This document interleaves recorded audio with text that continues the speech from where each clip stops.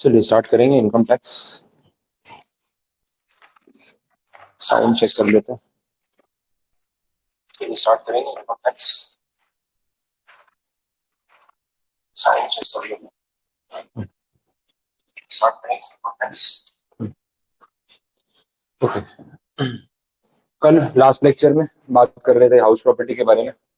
जो कुछ भी हमने पढ़ा उसमें से आपकी कुछ क्वेरी है, कुछ पूछना है तो बताओ। स्टार्ट वहीं से करें।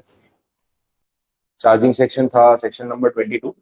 तो उसमें हमने ये डिसाइड किया चार्जिंग सेक्शन में ये कौन कौन सी इनकम इस हेड में टैक्सेबल होगी। That will depend on the charging section. हम इसके अंदर एकदम क्लियरली डिफाइन किया हुआ है, दैट इज एक्चुअली डेफिनेशन। इसमें बोला हुआ है कि जो प्रॉपर्टी है उसकी एनुअल वैल्यू पे चार्ज क्रिएट किया जा रहा है। That is the most important part, not on the actual rent. आप प्रॉपर्टी से रेंट कमा रहे हो नहीं कमा रहे हो सेकेंडरी बात है, लेकिन उस प्रॉपर्टी की अगर रेंट कमा के देने की पोटेंशियल है, that is more than enough कि भाई उसके ऊपर टैक्स लगेगा और वो कैलकुलेट होगा। प्रॉपर्टी आपकी खुद की ओन्ड होनी चाहिए। प्रॉपर्टी आप बिजनेस पर्पज के लिए यूज कर रहे हो तो फिर ये टैक्स नहीं आएगा। प्रॉपर्टी सेल्फ ऑक्यूपाइड है तो फिर ये टैक्स नहीं लगेगा, लेकिन अदरवाइज लेट आउट या डीम लेट आउट माना जाएगा। ओनर हो आप तो ही टैक्सेबल है, अगर आप ओनर नहीं हो तो फिर वो सब लेट आउट वाली कैटेगरी अदर सोर्सेज में जाती है, इस हेड में कवर नहीं होता। तो इनकम टैक्सेबल तो होगी, लेकिन कौन से हेड में होगी ना उसमें फर्क आ जाएगा वैसे। अब जो टॉपिक अपना पेंडिंग है that is section number 23 subsection 5। इसको बोल रहे हैं नोशनल इनकम। बहुत अच्छा पॉइंट है। और देखो आया कब, AY 2018-19। ये वो टाइम है जब वो GST, मनी लॉन्ड्रिंग, रेरा, बेनामी ट्रांजेक्शन्स और डीमोनेटाइजेशन, इस सब के ऊपर ना गवर्नमेंट का काफी फोकस था। तो वही सारे सर्कमस्टांसिस में ना इस प्रोविजन को भी इंक्लूड कर दिया, जो सबसेक्शन पहले नहीं था। अब आइडिया क्या है, ये सेक्शन क्यों बनाया गया वो आपको समझना है, प्रैक्टिकल सिचुएशन है। अब ऐसा है कि जो बिल्डर्स है, रियल एस्टेट डेवलपर्स हैं, उनके पास बहुत सारी प्रॉपर्टीज खाली पड़ी होती है। तो उनके लिए वो स्टॉक एंड ट्रेड है। भाई अपन एक प्रॉपर्टी अपने रहने के लिए खरीदते हैं या फिर रेंट पे देने के लिए, इन्वेस्टमेंट के लिए, वो अनदर एस्पेक्ट हो गया। लेकिन उनके लिए तो स्टॉक एंड ट्रेड हो गया, भाई उनके पास तो कितनी सारी प्रॉपर्टी पड़ी होगी। अब होता क्या है ना, वो ब्लैक मनी वाला चक्कर रहता है। बहुत सारे इन्वेस्टर्स कैश में पैसा दे देते हैं बिल्डर को और बोलते हैं कि भाई रजिस्ट्री मत करवाना, ऑन पेपर कहीं हमारा नाम नहीं आना चाहिए कि पैसे मेरे लगे हुए हैं, लेकिन पैसे मेरे ही हैं और मैं आपको पे कर रहा हूँ, फ्लैट मेरा ही। अब वो लोग क्या करते हैं ना, एक वो छोटी सी डायरी वायरी बना के आपको दे देते हैं। जनरली ऐसे ही चलता है कैश का काम। अब ऐसा डायरी में ऐसा लिख के नहीं देंगे कि आपने 50 लाख रुपए कैश पे किया, receive with thanks from mister so and so, ऐसा करके, hope to see you soon again, ऐसा वो सब लिखने की जरूरत नहीं। सीधा 50 लाख रुपए का एक अमाउंट होता है, उसको ना पीछे दो तीन जीरो गायब कर देते हैं। 50 लाख को लिखेंगे 50,000। अब डायरी में लिखा है 50,000 रुपीज और कुछ फ्लैट नंबर या कुछ लिख दिया तो ठीक है। अब ये 50,000 रुपये से क्या साबित होता है, ये 50 लाख रुपए कैश दिया आपने, प्रूव होता है इससे? वो तो आपकी और मेरी अंडरस्टैंडिंग कितने पैसे दिए, पीछे कितने जीरो गायब है, वो सिर्फ आपको और मुझे पता है। तो अगर डायरी किसी को मिल भी जाए तो इससे कोई इनकम टैक्स में प्रूव होने वाला नहीं है।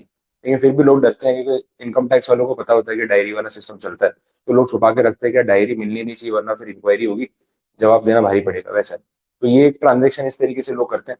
अब प्रॉब्लम ये होती है कि एक तरफ एक इंसान के पास बहुत सारा ब्लैक मनी है, उसने वो प्रॉपर्टी में इन्वेस्ट कर दिया, उसके नाम पे प्रॉपर्टी की रजिस्ट्री नहीं कराई। ये पूरे सर्कल में इकोनॉमी का कितना नुकसान होता है वो समझो, कहाँ कहाँ पे लॉस होता है रजिस्ट्री नहीं कराने से। एक तो पहली बात तो आपके पास ब्लैक मनी है, तो आपने उस पर इनकम टैक्स नहीं भरा है, तो पहले गवर्नमेंट का रेवेन्यू लॉस कर दिया। फिर उन्हीं पैसों से आप प्रॉपर्टी खरीदते हो जिसकी कोई रजिस्ट्री नहीं कराते हो, तो स्टैम्प ड्यूटी भी नहीं मिलती गवर्नमेंट को क्योंकि पेपर ही नहीं बनते। दूसरा ये हो जाता है कि भाई प्रॉपर्टी खरीदने बेचने पे GST है, तो GST भी तो नहीं भरते, तो गवर्नमेंट को GST नहीं मिलता। अच्छा, बिल्डर ने तो वो फ्लैट आपको बेच दिया है ना, बट बेचा कैश में, ऑन पेपर तो सेल किया ही नहीं। तो बिल्डर की भी तो इनकम रिकॉर्ड ही नहीं हुई ना। बिल्डर से मेरा ही फ्लैट है बंद पड़ा हुआ है, लेकिन एक्चुअली में बेचा हुआ है, तो उस इनकम पे बिल्डर भी तो टैक्स नहीं भर रहा है। तो पूरा जो सर्कल है ना उसमें गवर्नमेंट का रेवेन्यू लॉस होता ही रहता है। इस चीज को रोकने के लिए उन्होंने प्रोविजन बनाया, और भी रीजन है उसके। अब इसमें ये बोला कि अगर कोई बिल्डर ऐसा बोलता है कि मेरे पास ना स्टॉक इन ट्रेड के नाम पे प्रॉपर्टी पड़ी हुई है और खाली पड़ी है, तो यहाँ पे बोल दिया कि भाई एक पॉइंट के बाद इसको बेचना पड़ेगा। एक डेडलाइन दे रहे हैं कि इतने टाइम में आप प्रॉपर्टी बेच देना। अगर नहीं बेचोगे और आप ये बोलते हो कि स्टॉक इन ट्रेड है, तो फिर इसके ऊपर हम इनकम फ्रॉम हाउस प्रॉपर्टी लगाना स्टार्ट कर देंगे। अब बिल्डर बोल रहा है ये कैसे हो सकता है, ये तो मेरा स्टॉक है ना, मेरा खुद की प्रॉपर्टी इन्वेस्टमेंट वाली थोड़ी है, ये तो मेरे लिए बिजनेस की इन्वेंट्री है, इसको मैं इनकम फ्रॉम हाउस प्रॉपर्टी में टैक्स क्यों भरूंगा। तो गवर्नमेंट बोल रही है कि भाई इतनी सारी प्रॉपर्टी बनाई है आपने, कुछ सोच के बनाई होगी, और अगर नहीं बिक रही है तो उसको कम रेट पे बेचो, लेकिन बेच के खत्म करो। आप बोलते हो नहीं नहीं बिक नहीं रही, मैं तो बेचना चाहता हूँ, तो फिर एक काम करो, उसको किराए पे दे दो। ये तो कर ही सकते हो ना। बंद पड़ी प्रॉपर्टी का क्या कर रहे हो, या तो सेल ऑफ करो या उसको किराए पे दे दो, क्योंकि हम तो उस पर अब किराया काउंट करेंगे और उस पर टैक्स लगेगा। आप सोच लो क्या करना है। अब ये जो प्रेशर बनाया ना, इसके इम्पैक्ट क्या होंगे। इसका इम्पैक्ट ये होगा कि बिल्डर ना, मैं बिल्डर हूं तो मैं आपको बोलूंगा भाई वो फ्लैट की रजिस्ट्री करवा लो जो कैश में लिया हुआ है, नहीं तो फिर टैक्स मेरे को भरना पड़ेगा, मैं नहीं भरूंगा। और अगर आपको नहीं करानी रजिस्ट्री तो टैक्स का पैसा मुझे भेज देना, मैं मेरे नाम से भर दूंगा, बट पैसे चाहिए, फिर बात वो हो जाएगी। अब मैं आप पे प्रेशर डालूंगा तो आप क्या सोचोगे, यार जेब से पैसे भरने पड़ेंगे, सबको भारी पड़ता है कि बंद प्रॉपर्टी का जेब से टैक्स कौन भरेगा। तो फिर आप भी दिमाग लगाओगे क्या करना है। अब आपके पास बायर तो आ ही रहा है कि यार फ्लैट खरीदना है।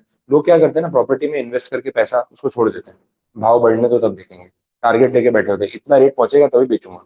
अब सब लोग ऐसा करोगे तो जो बेचारा जेन्युइन बायर है, इसको घर लेके उसमें रहना है, वो कहाँ जाएगा। तो उसके लिए प्रॉपर्टी हो जाती है अनअफोर्डेबल। इस प्रोविजन की वजह से क्या है ना, ये ऐसे इन्वेस्टर्स थोड़ा बाहर निकलेंगे कि चल भाई ठीक है, फिर कोई बायर आता है तो देखते हैं, डील कर लेते हैं, अपने को तो बेचना ही है।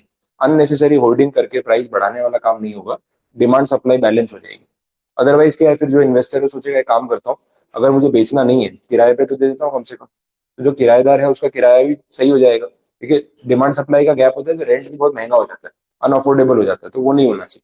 तो ये सारे प्रोविजंस को ध्यान में रख के ना इन्होंने सबसेक्शन बनाया, और इसमें सिंपल बिल्डर्स को एक डेडलाइन दे दी कि अगर आपके पास प्रॉपर्टी है और बोलते हो कि आपका स्टॉक इन ट्रेड है, तो उसकी डेडलाइन फिक्स कर देंगे।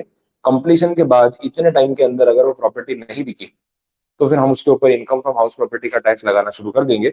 तो बेचना मैंडेटरी नहीं है, लेकिन एटलीस्ट किराए पे तो देना ही पड़ेगा, और वो भी नहीं करना है तो अपनी पॉकेट से टैक्स भरो, हमें कोई फर्क नहीं पड़ता, सारे ऑप्शन देके आपको छोड़ दिए। अब डेडलाइन क्या फिक्स की है ना, वो देखना है। 2 साल की टाइम लिमिट दी है।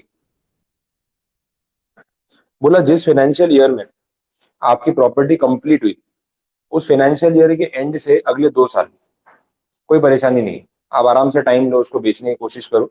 लेकिन अगर तब तक नहीं बिका तो उसके बाद से फिर टैक्सेबिलिटी आ जाएगी। अब ये कोई भी डेट अपने एग्जाम्पल में ले लेते हैं, आपको आइडिया आ जाएगा। सपोज जो प्रॉपर्टी है वो कंप्लीट हुई 25 नवंबर को, this is date of completion. Completion certificate issue होता है, उस बेसिस पे डिसाइड होता है कि प्रॉपर्टी लीगली कंप्लीट है। और कंप्लीशन सर्टिफिकेट इशू कौन करता है, तो भाई जो म्यूनसिपल अथॉरिटी होती है, अपने एसएमसी वो करती है। तो कंप्लीशन सर्टिफिकेट इस डेट पे आ गया। अब ये बिल्डर के लिए स्टॉक एंड ट्रेड है, उसकी इन्वेंट्री है, पर्सनल असेट नहीं है, ये ध्यान रखना है। अब ये प्रेमाइसिस उसको कब तक सेल ऑफ कर देनी पड़ेगी, या कब से वो एचपी में टैक्सेबल हो जाएगी, वो कंसिडर करना हो तो कैसे करें। ये डेट जो भी है, इसके बाद फाइनेंशियल ईयर कब एंड होगा, यहाँ पे एंड होगा, यहाँ से 2 साल, ये डेट आ गई। इस तारीख तक इनकम फ्रॉम हाउस प्रॉपर्टी के नाम पे बिल्डर को कोई टैक्स नहीं लगेगा। लेकिन 1 अप्रैल से साल शुरू होगा ना फाइनेंशियल ईयर, यहाँ से यहाँ से टैक्सेबिलिटी आ जाएगी, इस ड्यूरेशन से टैक्स लगना शुरू हो जाएगा वैसा। अब ये जो ड्यूरेशन है, दिस इज FY 27-28, यही होगा ना, 1 अप्रैल 2027 से। तो इसका असेसमेंट कब करेंगे, समझ आया। तो इस एवाई से टैक्सेबिलिटी शुरू होगी। ये कैलकुलेशन बता रहा हूँ, कुछ आया तो फिर आपको पता चलना चाहिए कि कौन से एवाई से टैक्सेबिलिटी स्टार्ट होगी। तो सिंपल रूल है, जिस दिन पे कंप्लीशन सर्टिफिकेट इशू हुआ, उसका फाइनेंशियल ईयर जब एंड होगा, ये वाला 31 मार्च, वहां से 2 साल ऐड कर दो, आपको डेडलाइन मिल जाएगी। इसके अगले दिन से टैक्सेबिलिटी। और 31 मार्च 2027 तक कोई टैक्स पे नहीं करना है, तो इसका जो एवाई है उसमें टैक्सेबिलिटी नहीं आएगी। ये एवाई, ये एफ वाई है 26-27, एवाई आएगा 27-28। तो 27-28 वाला जो एवाई है उसमें आपको कोई टैक्स पे नहीं करना है। लेकिन यहाँ से जो आपका फाइनेंशियल ईयर स्टार्ट हो रहा है, ये वाला, इसका जब असेसमेंट करोगे, फ्लेक्सिबिलिटी आनी शुरू हो जाएगी वैसा। तो एक प्रॉपर सीक्वेंस में चलोगे तो आपको याद हो जाएगा, या पता चल जाएगा कैसे कंसिडर करना है। देख लो, सेक्शन की लैंग्वेज पढ़ लो एक बार। ये 2 इयर्स बोला है, पहले 1 ईयर था, इन्होंने इसको और बढ़ा के आपको टाइम एक्स्ट्रा दे दिया, इसलिए वो चेंज।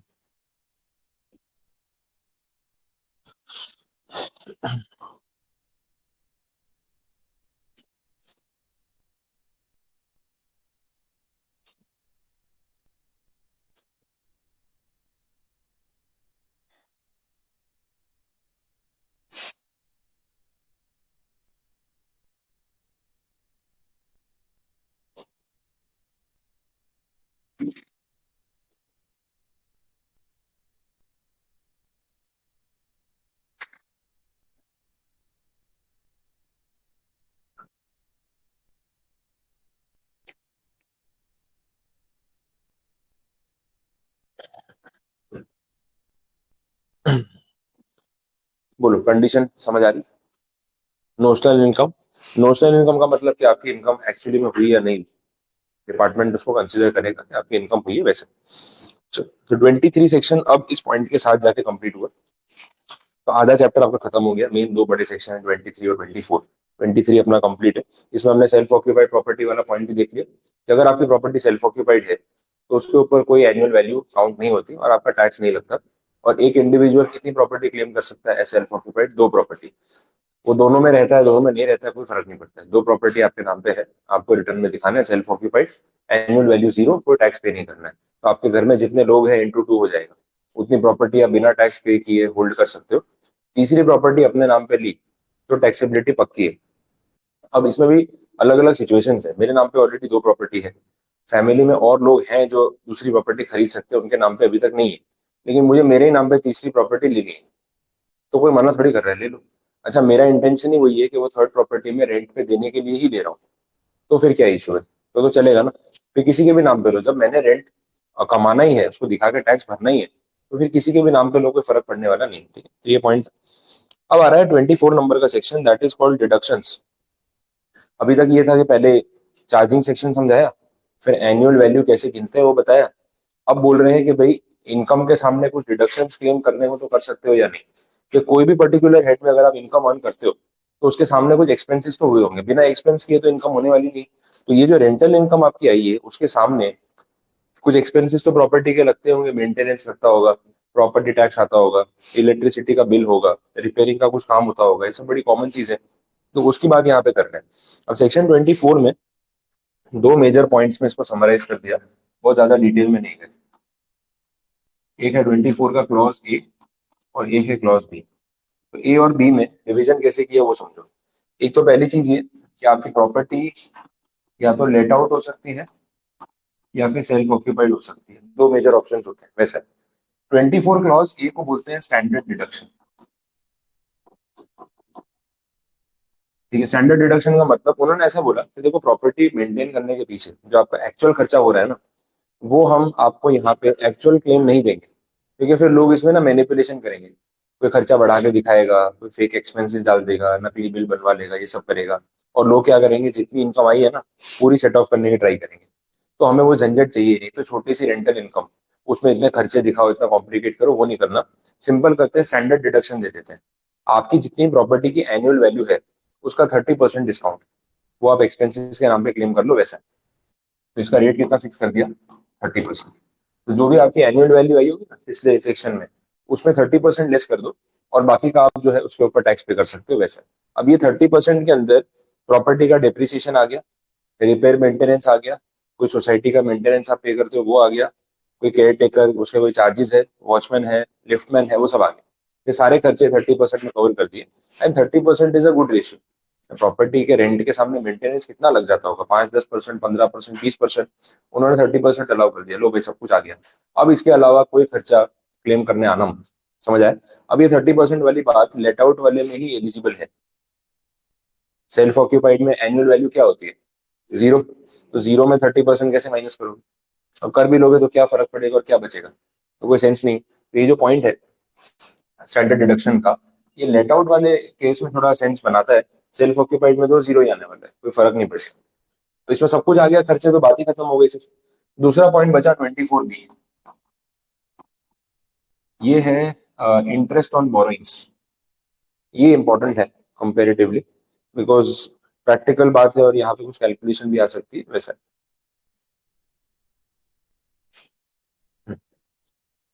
इंटरेस्ट ऑन बोरोइंग्स अभी एग्जैक्टली है क्या? देखो, प्रॉपर्टी की बात हो रही है। प्रॉपर्टी खरीदना आज की डेट में कितना डिफिकल्ट है वो तो आप इमेजिन कर सकते हो। खरीदने का सोचोगे, अमाउंट पता करोगे, इनकम कैलकुलेट करोगे, कितने साल लगेंगे सेविंग करने में, वो कैलकुलेट करोगे तो लगेगा यार ये तो कुछ अलग ही महंगा है, कैसे खरीदेंगे? तो एक घर खरीदना है खुद के लिए, कितने पैसे लग जाएंगे आज? छोटा मोटा प्रॉपर्टी भी लोग है ना, 2 BHK ऐसा कुछ भी 30 लाख, 40 लाख, 50 लाख, 60 लाख, 60-60 लाख रुपीज के 2 BHK फ्लैट हो गए। तो इतना पैसा लेके आना कहाँ से पॉसिबल है? और सामने इनकम के सोर्सेज समझ ही नहीं आते आजकल के भी, कमाए कैसे बंदा? तो इतना पैसा जोड़ना बहुत डिफिकल्ट काम हो गया। अब ये जो अमाउंट है, ऑब्वियसली आप बैंक से बोरो करोगे। 90% लोग बोरो करके ही प्रॉपर्टी परचेस करते हैं। जितनों के पास पैसे हैं वो भी लोन लेते हैं। यार ये क्या स्कीम है, जब पैसा है तो लोन क्यों ले रहे हो? क्योंकि एक तो ऑन पेपर दिखाया नहीं होता है कि इतना सारा है। तो अब अगर खरीदने निकल पड़े कैश में तो पकड़े जाओगे कि इतना पैसा आया कहाँ से, तो मजबूरी में लोन लेना पड़ता है लोगों को। दूसरा कैलकुलेशन ये भी होता है कि यार मेरा पैसा जहाँ पे भी लगा हुआ है वो मुझे ज्यादा ब्याज कमा के दे रहा है। मैंने मार्केट में लोगों को पैसा ब्याज पे दे रखा है, एक महीने का 1 टका 1.5 टका, 15%, 18% पर एनम ये रेट चलता है। तो उतना तो मैं कमा रहा हूँ। बैंक वाला होम लोन दे रहा है 8.5 9% में। तो मैं अपना पैसा उठा के क्यों भरूं जो मुझे 15% 18% कमा के दे रहा है। मैं 9% पे बैंक से ले लेता हूँ। मेरा तो फायदा ही है ना, उल्टा फ्री हो गया, कोई कॉस्ट नहीं लग रहा। उस पर इनकम टैक्स का डिडक्शन ये वो सब अलग मिलता है। तो लोग जानबूझ के कितनी बार पर्पसफुली बोरो करके ही प्रॉपर्टी परचेज करते हैं, थोड़ा बहुत पे ऑफ करके बाद में फिर खत्म करेंगे, ये रहता है। तो जो आप बोरोइंग करते हो ना उसमें इंटरेस्ट कॉस्ट लगता है, और वो इंटरेस्ट कॉस्ट यहाँ पे डिडक्शन के फॉर्म में एज एन एक्सपेंस आपको अलाउ किया जाता है। क्योंकि देखो प्रॉपर्टी खरीदने के लिए आपने पैसा उधार लिया, उधार के पैसों पे ब्याज भरना पड़ता है। उन्हीं पैसों से प्रॉपर्टी खरीदी, उसको किराए पे चढ़ाया, किराया कमाया। तो किराया कमाने के लिए कहीं ना कहीं आपको ब्याज भरना पड़ा। जब तक वो इंटरेस्ट नहीं भरते प्रॉपर्टी बनती नहीं, रेंटल इनकम आती नहीं। तो इनकम वर्सेस एक्सपेंसेस जो मैचिंग कंसेप्ट होता है वो यहाँ पे यूज कर रहे हैं कि इनकम कमाने के लिए किया गया जो खर्चा है ना उसका भाई डिडक्शन तो मिलना चाहिए। ये बात हो रही है, समझ आए। अब डिडक्शन कितना मिलेगा ये क्वेश्चन। अगर प्रॉपर्टी लेट आउट है, इसलिए मैंने वो दोनों पॉइंट वहां पे लिख दिए, तो फिर जितना भी आपका एक्चुअल इंटरेस्ट कॉस्ट लगा है ना उतना पूरा आप डिडक्शन के नाम पे क्लेम कर सकते हैं। जितना एक्चुअल इंटरेस्ट आपने पे किया पूरे साल का पूरा क्लेम कर लो, कोई लिमिटेशन नहीं है। बिकॉज सामने इनकम भी तो आ रही है, तो इनकम के सामने पूरा एक्सपेंस क्लेम करो, उसमें कोई आपको रोकने वाला नहीं। लेकिन अगर प्रॉपर्टी सेल्फ ऑक्यूपाइड है तो, अब देखो सेल्फ ऑक्यूपाइड प्रॉपर्टी में ना एनुअल वैल्यू होती है 0। स्टैंडर्ड डिडक्शन जैसा कुछ मिलेगा नहीं, वो भी हो जाएगा 0। लेकिन इंटरेस्ट जो है वो तो आपने एब्सोल्यूट अमाउंट पे किया होगा ना कुछ बैंक को। तो वो इंटरेस्ट का डिडक्शन अगर लेने जाओगे तो आपका लॉस आ जाएगा, वो अलग बात है। बट डिडक्शन कितना अलाउ करें, तो बोला क्योंकि सेल्फ ऑक्यूपाइड प्रॉपर्टी में एनुअल वैल्यू नहीं है, ये प्रॉपर्टी कमा के कुछ नहीं देने वाली, तो एक लिमिट सेट करनी पड़ेगी कि इससे ज्यादा इंटरेस्ट का डिडक्शन नहीं दे सकते। वो लिमिट इन्होंने यहाँ पे फिक्स की है, एनुअली 2 लाख रुपीज, 1 साल का 2 लाख रुपए पर एनम।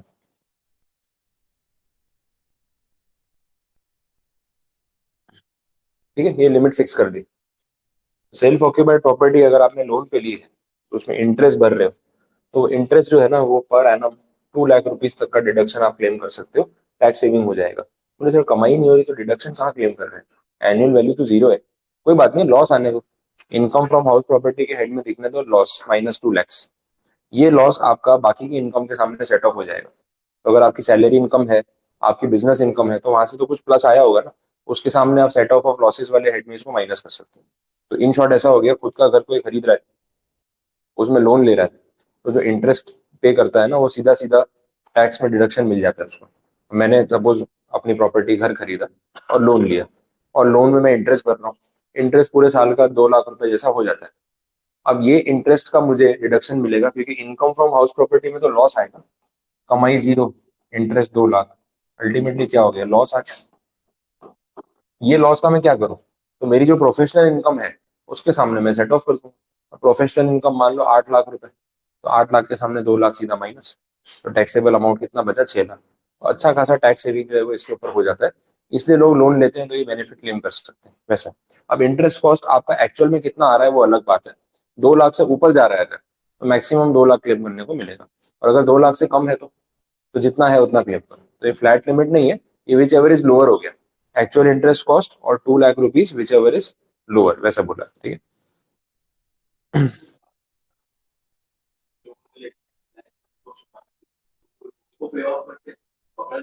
छुपाने के लिए नहीं, मतलब पैसे पड़े हैं बट वो ब्लैक मनी है, तो उसको यूज नहीं कर रहा हूँ।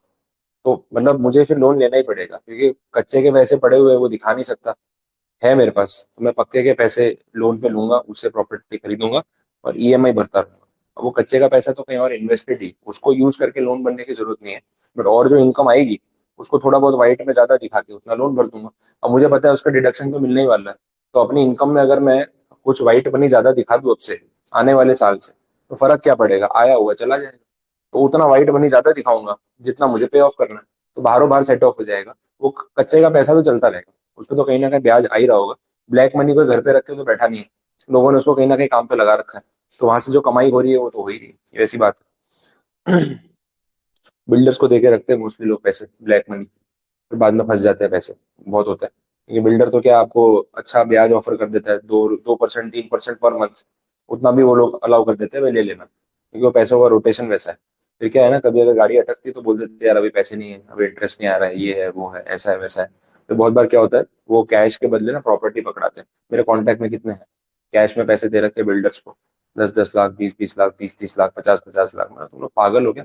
कैश का पैसा बिल्डर को देके बैठे हो, डायरी बनी हुई है छोटी सी, उसके बदले कोई प्रॉपर्टी भी नहीं, कुछ नहीं, कुछ गिरवी नहीं। मतलब कल को ये गायब हो गया, तुम्हारा सारा लुट जाएगा। बोले एक तो ब्याज अच्छा दे रहा है, ऊपर से ब्लैक मनी है, टैक्स नहीं लगता। बोला व्हाइट और ब्लैक के चक्कर में तुम 30% टैक्स बचाने के चक्कर में बाकी का 70 भी जाएगा। अब ये तो अपना अपना गेम है भाई, रिस्क लेना है तो लोग, तो काफी लोग इस तरीके से बिल्डर्स को कैश में पैसा दे देते हैं। अब वो बिल्डर किसी दिन गायब हो गया तो खत्म, उसका लॉस हो गया। बोले मेरा लॉस हो गया, मैं कहाँ से दूं? क्या केस करोगे जाके उसको? करो तो सही, पहले आपके ऊपर ही हो जाएगा। जैसे उस पर केस करोगे पुलिस आपको उठा के लेके जाएगी। बोले अच्छा कैश पैसा दिया था, कितना दिया था? 50 लाख रुपए।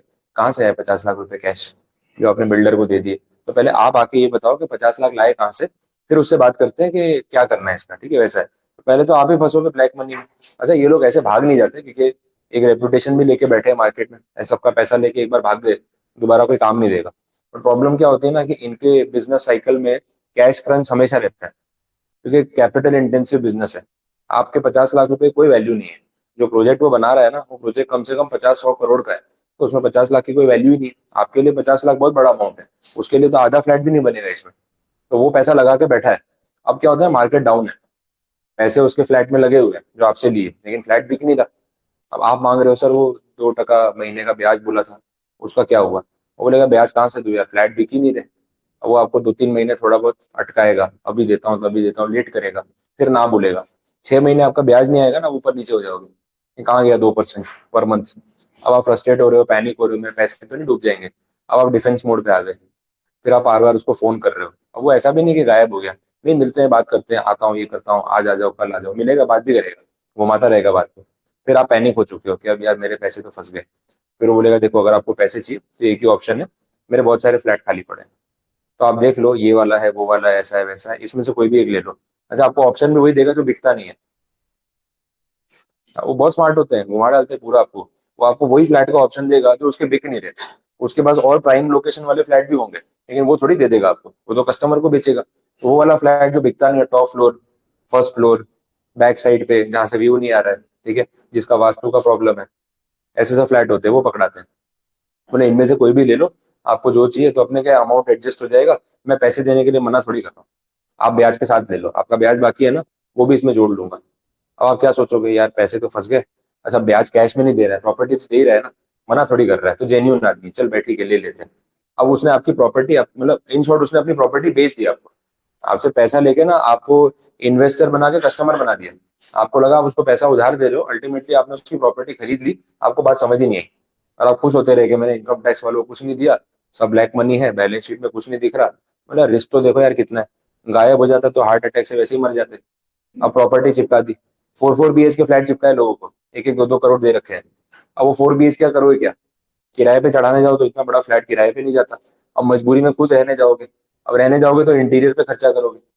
तो पैसा जा ही रहा है ना, आया है तो कुछ नहीं वापस, तो इनको एक बार पैसा दिया तो वन वे है, वापस कुछ नहीं आने वाला। तो इससे बेटर है ढंग की जगह इन्वेस्टमेंट करो जहां आपको रिटर्न मिले। थोड़ा बहुत टैक्स पे करना बनता है तो वो अलग चीज है, वैसा है। तो ये पॉइंट है। फिर वो फ्लैट को फिर प्रॉपर्टी का आपके नाम पे ट्रांसफर करेगा, फिर वो लीगल हो गया ना, फिर आपको पैसे देने हैं। हाँ तो वो चक्कर अलग है ना, फिर आपको दिखाना पड़ेगा ना वाइट। फिर क्या करते हैं, फिर वो वाइट की एंट्री लेते हैं किसी से, तो उसको बोलते हैं देख भाई मैंने तो कैश दिया हुआ है, तो मुझे तो दिखाना पड़ेगा ना मैं पैसा लाया कहाँ से, तो मैं भी तुझे कैश देता हूँ, मुझे व्हाइट में एंट्री दिखा दे अकाउंट में कि तूने पैसे दिए। अब तुम्हारे पास क्या ऑन पेपर व्हाइट मनी बहुत है और मेरे पास ब्लैक मनी है, एक्सचेंज करते हैं। फिर लोग मार्केट में ढूंढ रहे होते हैं एक दूसरे को कि ले भाई कैश ले ले मेरे से और मुझे ना चेक दे दे, तो मैं दिखा दूंगा कि ये जो 20 लाख रुपए मैंने कैश, कैश नहीं है, मैंने तुझसे उधार लेके दिया है। अब आप ये एंट्री मुझे फ्री में क्यों दोगे? फिर उसका रेट चलता है मार्केट में कि भाई एंट्री घुमाने के इतने पैसे लगेंगे, कि 100 रुपए पे इतना पैसा लगेगा, 30 पैसा 50 पैसा वैसा रेट होता है। तो आप मुझे कमीशन चार्ज करोगे, अब वो 20 लाख पे मैं आपको कमीशन दूंगा। तो गेम पूरा ना चक्कर गोल गोल गोल गोल घूमते रहोगे। आपको एट द एंड सेटिस्फेक्शन बस ये है कि मैंने ना टैक्स बचा लिया, मैंने सरकार से पैसा छुपा लिया। उस चक्कर में जो पागल हुए ना पूरे, वो आप गिनोगे भी नहीं। और लोग सच में इतने बेवकूफ होते हैं, मैं देखा हुआ है। वो इनकम टैक्स बचाने के चक्कर में इतने ऑब्सेस्ड हो जाते हैं ना, उनको ना ब्लैक मनी में रिस्क फैक्टर दिखता है, ना ये कमीशन दिखता है, कुछ समझ में नहीं आता, बस अपने को सरकार से पैसे छुपा के रखना है। मतलब इस चक्कर में सारे पैसे डूब जाएंगे और गोल गोल घूम रहे हो, कभी बिल्डर घुमा रहा है, कभी एंट्री वाला घुमा रहा है, कभी उसमें कमीशन एजेंट है बीच में वो चार्ज ले रहा है, आप फंस रहे हो उसमें। तो ये सब चीजें चलती रहती है, बट लोग सेटिस्फाइड है कि चलो ये सब चक्करों में अपना टाइम पास होता रहता है और कुछ नहीं, पैसे तो ऑलरेडी इतने हैं कि कमाने की टेंशन है नहीं, तो यही सब गोल गोल घुमाते रहो और पूरा दिन कैलकुलेशन इसी में लगाते रहते हैं। नेट प्रॉफिट होता है कि नहीं होता है वो उनको खुद को समझ नहीं आता, ऐसी बात है। ठीक है, तो ये पॉइंट है। तो यहाँ पे डिडक्शन जो आप क्लेम कर रहे हो वो 2 लाख रुपए का है, जस्ट बिकॉज की प्रॉपर्टी सेल्फ ऑक्यूपाइड है, आपकी इनकम जीरो है, तो सरकार आपको डिडक्शन तो दे रही है लेकिन एक लिमिट से ज्यादा नहीं दे सकती। तो आप इंटरेस्ट कम पे करो ज्यादा पे करो, 2 लाख से ऊपर का डिडक्शन क्लेम करने को मिलने वाला नहीं है। अभी सब कुछ डिपेंड करता है प्रॉपर्टी की वैल्यू पे और लोन के अमाउंट पे, कि कितना महंगा घर है, कितना आपने लोन लिया, उसमें इंटरेस्ट कॉस्ट कितना आया, पूरे साल का ना स्टेटमेंट देते हैं बैंक वाले। ये मेरा भी होम लोन चलता है तो मैं हर साल वो स्टेटमेंट लेके आता हूँ, उसके बेस पे क्लेम करते हैं। तो जो बैंक में आपने ईएमआई भरे, तो हर महीने का ईएमआई सेम है, लेकिन उसके अंदर ना प्रिंसिपल और इंटरेस्ट का कंपोनेंट प्लस माइनस होता रहता है। तो साल के एंड में बैंक एक इनकम टैक्स सर्टिफिकेट ही बोलते हैं उसको, अभी तो मोबाइल ऐप पे जनरेट हो जाता है, तो वो लोग वो सर्टिफिकेट देते हैं। तो उसमें दिखता है कि भाई आपने पूरे साल में जो ईएमआई भरे 12 ईएमआई, उसमें टोटल इंटरेस्ट आपने इतना दिया, और लिखा होता है कि this is eligible for deduction under 24B। तो बैंक ने सर्टिफिकेट दे दिया ना, इनकम टैक्स वालों का दिमाग लगाना नहीं है, मैं सीधा उतना अमाउंट क्लेम में डाल दूंगा, सर्टिफिकेट अटैच कर दूंगा, प्रूफ के तौर पे काम खत्म हो गया। तो सिंपल वैसे आप कर सकते हो। ठीक है, तो ये पॉइंट हुआ। अब इसमें ना जो अमाउंट लिखा है 2 लाख रुपए, वो लिमिट पहले ना कुछ और थी, वो आपको चार्ट में दिख रही होगी, 30,000।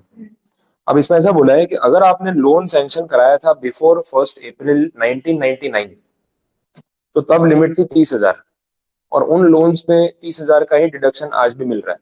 लेकिन जिन्होंने 1 अप्रैल 1999 के बाद लोन सैंक्शन कराया, उनके लिए लिमिट कितनी है, 2 लाख रुपए। अब ये 1999 अभी कहाँ आ गया, तब तो आप लोग थे भी नहीं, इतनी पुरानी तारीख है, अभी क्यों इसको यूज कर रहे हैं वैसा है। तो होम लोन्स या प्रॉपर्टी लोन्स जो होते हैं वो लॉन्ग टर्म होते हैं, एंड मैक्सिमम 30 ईयर्स तक जाते हैं बैंकिंग के जो सिस्टम के हिसाब से। तो अभी 1999 को 30 साल हुए नहीं है, तो तब का किसी का लोन चल रहा हो ये पॉसिबल है। तो जब तक 30 ईयर्स नहीं हो जाएंगे ना, 2029 तक ही चलता रहेगा, उसके बाद उनको कंडीशन चेंज करनी पड़ेगी, तो अभी एज इट इज। तो उतना पुराना लोन किसी का चल रहा हो तो उसको 30,000 ही डिडक्शन मिल रहा होगा, लेकिन उसके बाद जिन्होंने लोन लिया, आज आप लोन लोगे तो आपको डिडक्शन कितना मिलेगा, 2 लाख। समझ आए दोस्तों। नहीं, रिलीफ तो क्या है, फिर आप लोन चेंज करा लो, दूसरी बैंक से लोन लेके ये वाला पे ऑफ करके न्यू लोन दिखा दो, लिमिट चेंज हो जाएगी, फिर तो वही कर सकते हैं वैसा। तो जुगाड़ तो है उस चीज का, लेकिन अभी भी जो चला रहा होगा उसको फिर डिडक्शन 30,000 ही मिलेगा वैसा। अगर आपने लोन रिपेयरिंग के लिए लिया, प्रॉपर्टी रिपेयर करवाने के लिए, तो उसमें डिडक्शन 30,000 ही है, क्योंकि रिपेयरिंग में खर्चा भी नॉमिनल होगा ना, उसमें कोई 50 लाख का खर्चा तो होने वाला नहीं। एक्विजिशन और कंस्ट्रक्शन के लिए लोन लोगे तो 2 लाख रुपए तक का डिडक्शन है, लेकिन रिपेयर्स वाले में एक ही लिमिट है, दैट इज 30,000। तो ये आपके सामने ही है, बाकी चीजें देख लेते हैं। और भी कुछ अच्छे अच्छे पॉइंट्स है इसमें। एक बोलते हैं कंस्ट्रक्शन पीरियड इंटरेस्ट, उस पर भी आऊंगा, लेकिन उससे पहले एक दो कंडीशन बता देता हूँ।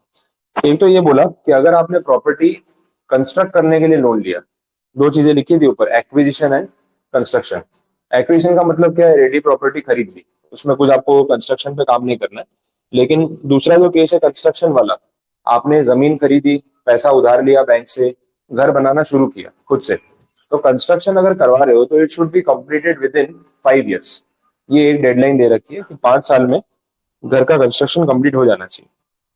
5 साल कब से काउंट होंगे, जिस फाइनेंशियल ईयर में आपने लोन लिया उस ईयर के एंड से 5 ईयर्स। ठीक है,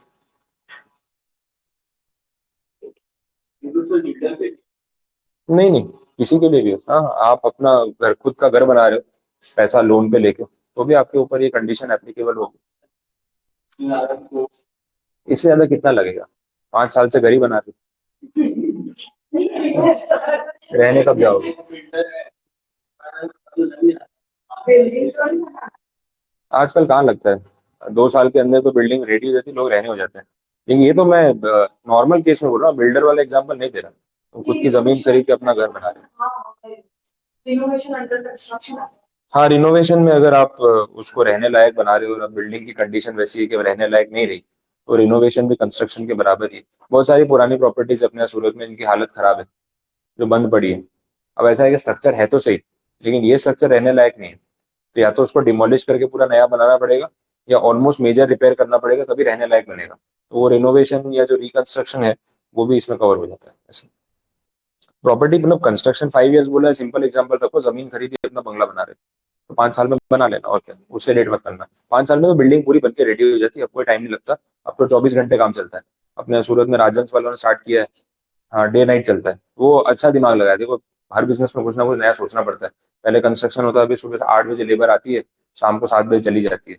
इन्होंने सोचा टाइम क्यों वेस्ट कर रहे हैं हम फालतू का, बाकी के 12 घंटे भी तो है।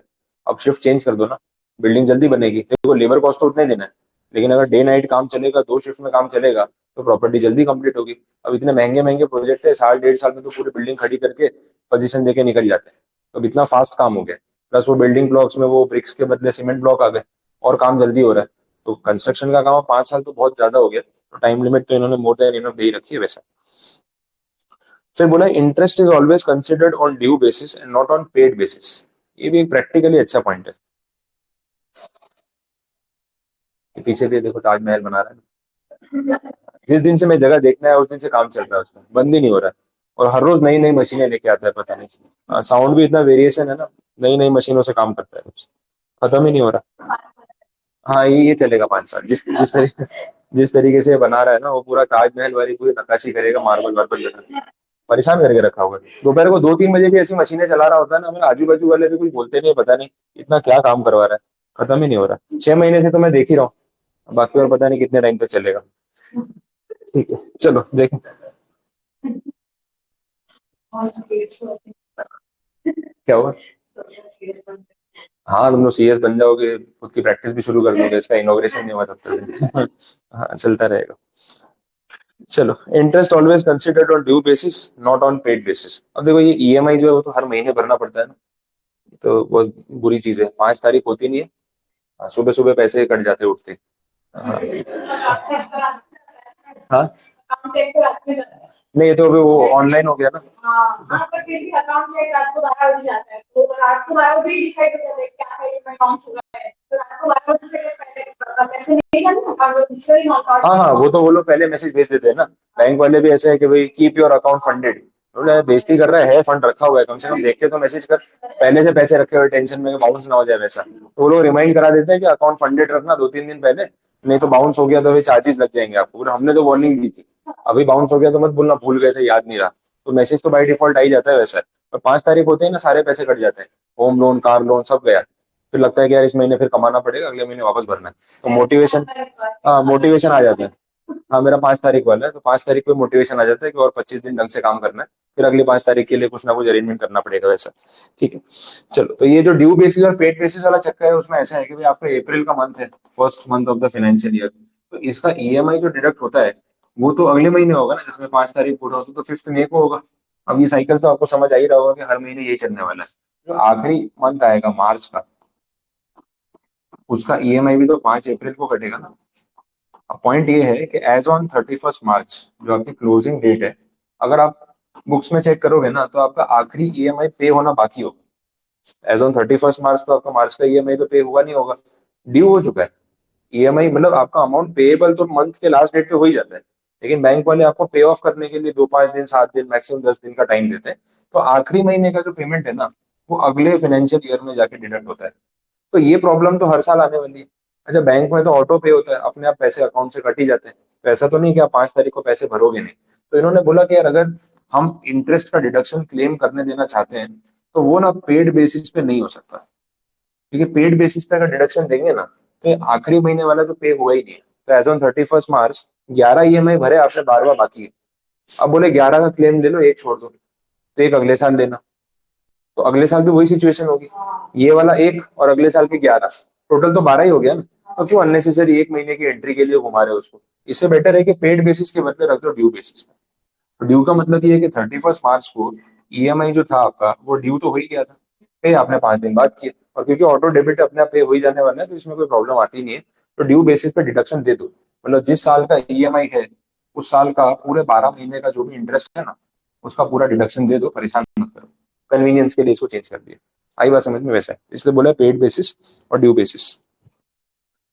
तो प्रोविजन कॉमन सेंस पे बनते हैं, अपने में कॉमन सेंस डेवलप करनी है, प्रोविजन तो बाद में समझ आ ही जाएंगे कि भाई ये क्यों ऐसा किया हुआ है। तो अब ये चीज लर्न नहीं करनी है आपको, पता है कि हाँ ऐसे ही लॉजिक है, तो ठीक है, वो अपने आप याद हो जाएगी वैसा। अब बात हो रही है कंस्ट्रक्शन पीरियड की, ये इस चैप्टर का एक बहुत अच्छा पॉइंट है, और इस पे सम बनते हैं।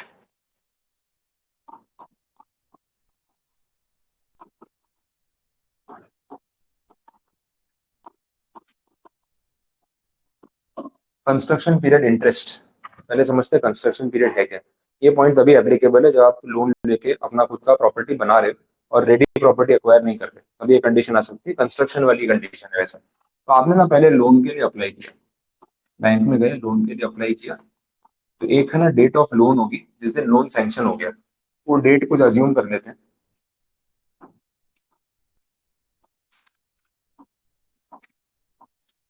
1 जून 2023, ये है डेट ऑफ लोन, पैसे आपको मिल चुके हैं, ये पैसा लेके आपने प्रॉपर्टी का कंस्ट्रक्शन स्टार्ट किया। अब एक तारीख इसके बाद आएगी, that is date of completion of construction.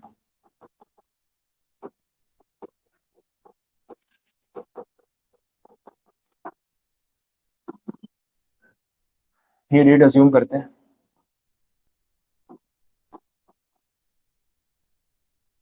मैं एक बार इसमें ईयर चेंज कर रहा हूँ, 1 जून 2022 कर देते हैं, और प्रॉपर्टी का कंस्ट्रक्शन कंप्लीट हुआ आपका 30 नवंबर 2024 को।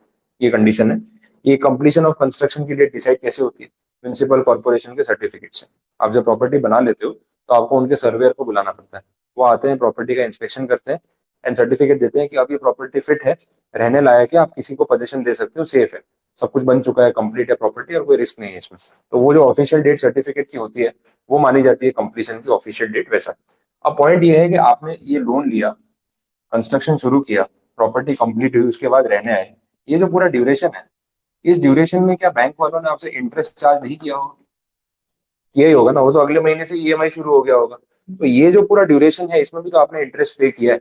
अब इसका डिडक्शन कैसे मिलेगा वो यहाँ पे प्रिस्क्राइब कर रहे हैं, वही हमें समझना है। तो पहला तो सवाल ये है कि कंस्ट्रक्शन पीरियड होता कितना है, उसको कैलकुलेट करने का फॉर्मूला कुछ ऐसा है कि जिस दिन आपने लोन लिया वहां से 31 March, just before the date of completion of construction, ये इनकी सेक्शन की लैंग्वेज बोल रहा हूँ, 31 March before the date of completion of construction. Completion का मतलब हुआ इसका 30 नवंबर, इसके पहले कौन सी 31 मार्च आई होगी, 2024 वाली, ठीक है, तो वो है आपकी लास्ट डेट। ये तो ये जो ड्यूरेशन है ना, इसको बोलते हैं कंस्ट्रक्शन पीरियड। पहले तो ये समझना जरूरी, बिकॉज ये गलत गिनोगे तो आगे का सम बनेगा ही नहीं। सेक्शन की लैंग्वेज क्या बोल रही है, 31 March just before the actual date of completion of construction. तो ये अपनी यहाँ पे इस केस में कंस्ट्रक्शन पीरियड की ड्यूरेशन आ गई, बात समझ आई। अब इस ड्यूरेशन में आपने जितना भी इंटरेस्ट पे किया होगा उसका डिडक्शन आपको अब मिलेगा। इस ड्यूरेशन में डिडक्शन नहीं दिया उन्होंने, अब मिलेगा। और डिडक्शन कैसे मिलेगा और कितना मिलेगा वो समझो, 10 लाख रुपए रेट ऑफ इंटरेस्ट होगा बैंक का, अज्यूम कर लो 10% पर एनम, ठीक है। और इस हिसाब से हमें कैलकुलेशन करना है, थोड़ा और सिंपल कर देता हूँ, जस्ट कैलकुलेशन इजी करने के लिए इसको कर देते हैं 12% पर एनम। ये आपका इंटरेस्ट का रेट है।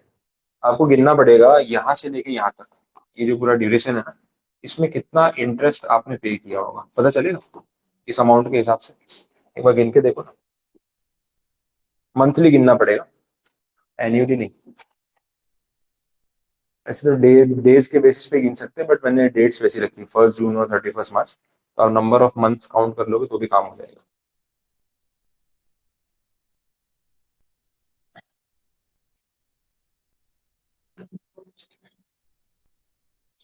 कितना हो रहा है, 10,000, कितना कैसा है, एक साल का ब्याज 2,40,000 हो रहा है, 2 लाख, 2,80,000, इंटरेस्ट ही होता है ये पूरे ड्यूरेशन का। हाँ, क्या कर रहे हो, 2022 2024, 2 साल में क्या 20,000 रुपये ब्याज दे रहा हो खरी, इतना तो एक महीने में ले लेंगे, 20 लाख है ये। ना। हाँ, गिन लो, अपना अपना आंसर निकाल लो, फिर देखते हैं। अबे सिंपल तो ढंग से गिनो, सब वही रॉन्ग आ रहा है, कंपाउंड पे कहाँ जा रहे हो, सिंपल ही गिनना है। 20 लाख रुपए पे 12% पर एनम का लोन का इंटरेस्ट है, तो एक साल का ही 2,40,000 होता है। हाँ, तो ये कितना हो रहा है वो ड्यूरेशन तो गिनो, 1 जून से लेके 31 मार्च, कितना ड्यूरेशन है,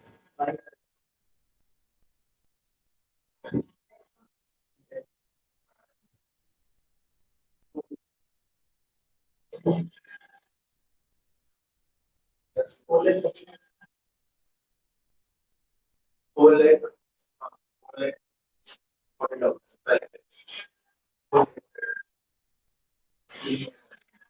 2022 है, 2024 कितने महीने हैं वो तो कम, सब कुछ सामने लिखा है। देखो एग्जाम में भी ऐसा करते हो, अभी बोलते पेपर टफ है, मार्क्स नहीं आ रहे, वो जो सामने लिखा वो भी ढंग से नहीं गिन रहे, सब कुछ तो दे दिया है।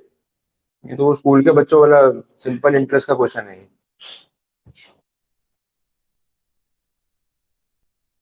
ये ड्यूरेशन आपको हो रहा होगा 22 मंथ्स, हो रहा है 22 महीने हो रहे हैं ना ये। 1 जून से ऐसे गिन लो ना, एक एक महीना लिख के गिन लो। 1 जून से 31 मार्च बीच में आएगा 2023, फिर आएगा 2024, ये हो रहे हैं कुछ 10 महीने, ये हो रहे हैं 12 महीने, टोटल 22 महीने हो जाएंगे। 22 मंथ्स का इंटरेस्ट गिनना है ना, तो ये कैलकुलेशन आपके पास है, इंटरेस्ट कैसे गिनेंगे। 20 लाख पे 12% per annum, 22 months divide by 12 ना, मंथ को ईयर में कन्वर्ट करना, ऐसे ही करते थे। ये कैंसिल, ये 20 लाख का हो जाएगा 20,000 और इंटू 22, 4,40,000, ये आएगा इंटरेस्ट। इसको बोलेंगे कंस्ट्रक्शन पीरियड इंटरेस्ट। मतलब ये जितने टाइम का आपका कंस्ट्रक्शन पीरियड है, उसमें बैंक ने आपसे कितना इंटरेस्ट चार्ज किया होगा। अब क्वेश्चन ये है कि इसका डिडक्शन कब मिलेगा और कैसे मिलेगा। इस ड्यूरेशन में इसका डिडक्शन नहीं दिया उन्होंने, अब देंगे, तो वो कब से मिलेगा और कितना मिलेगा वो समझना है। तो ये पहले कैलकुलेशन बताइए आपको कि गिनते कैसे हैं। अब से देखते हैं कि डिडक्शन कैसे लेना है, अब वो समझो।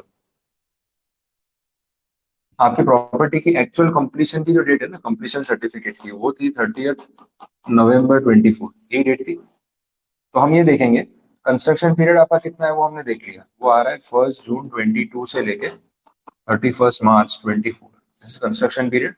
और कंस्ट्रक्शन पीरियड में जो आपने टोटल इंटरेस्ट पे किया, वो कैलकुलेट किया 4,40,000। सेक्शन ऐसा बोल रहा है कि कंस्ट्रक्शन पीरियड इंटरेस्ट का डिडक्शन आपको 5 पार्ट्स में मिलता है, 5 इंस्टॉलमेंट्स में मिलता है, एक साथ नहीं मिलेगा। तो पहले तो ये एक इंस्टॉलमेंट कितना आएगा वो देख लो।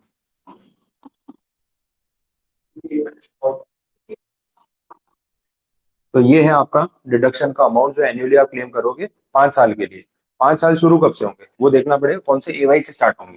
कंप्लीशन सर्टिफिकेट की डेट ये है ना, ये कौन सा फाइनेंशियल ईयर है, ये डेट कौन से फाइनेंशियल ईयर को बिलोंग कर रही है।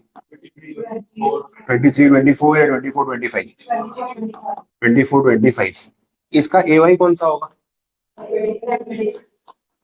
तो ये है आपका फर्स्ट एवाई, जहां से आपको डिडक्शन मिलना स्टार्ट होगा, और अगले 5 साल तक कॉन्जिक्यूटिवली क्लेम करने को मिलता रहेगा।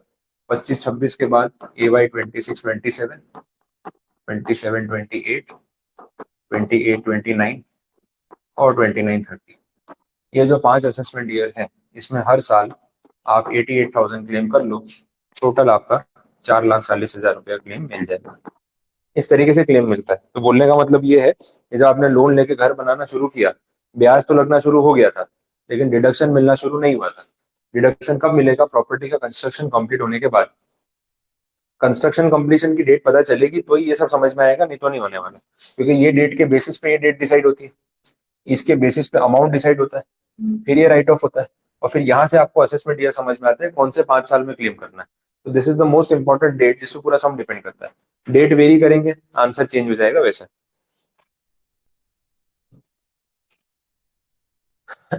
बोलो, कुछ कंफ्यूजन यहाँ तक समझ आ रहा है। अब इसमें एक पॉइंट है जहाँ पे वो लोग थोड़ा सा आपको कंफ्यूज करने की कोशिश कर सकते हैं। ये जो कंप्लीशन सर्टिफिकेट की डेट है, ये वाली, सपोज मैं इसको चेंज कर देता हूँ, मैं इसमें एक ऑप्शन दे रहा हूँ, डेट ले लेते हैं 31 मार्च 2024, यही डेट है एक्चुअल कंप्लीशन सर्टिफिकेट इशू होने की। तो इसका इम्पैक्ट इस कैलकुलेशन पे पड़ेगा या नहीं पड़ेगा, ये क्वेश्चन, या सब कुछ सेम रहेगा। सेक्शन में ऐसा लिखा है, कंप्लीशन पीरियड या कंस्ट्रक्शन पीरियड कंप्लीट कब होता है, 31 March, just before the date of actual completion of construction. Before बोला है, ऑन और बिफोर नहीं बोला है। तो अगर आपकी प्रॉपर्टी का कंस्ट्रक्शन एक्चुअली में या सर्टिफिकेट 31 मार्च का ही है, तो कंस्ट्रक्शन पीरियड इसके पहले वाले 31 मार्च पे एंड हो जाएगा।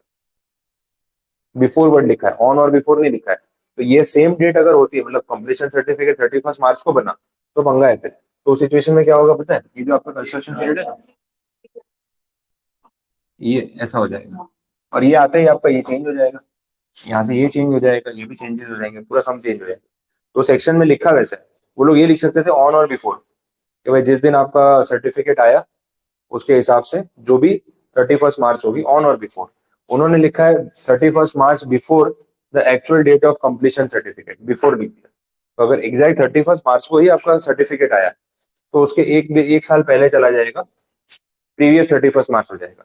और यही सर्टिफिकेट अगर आपका एक दिन लेट आया होता, 1 अप्रैल को आया होता,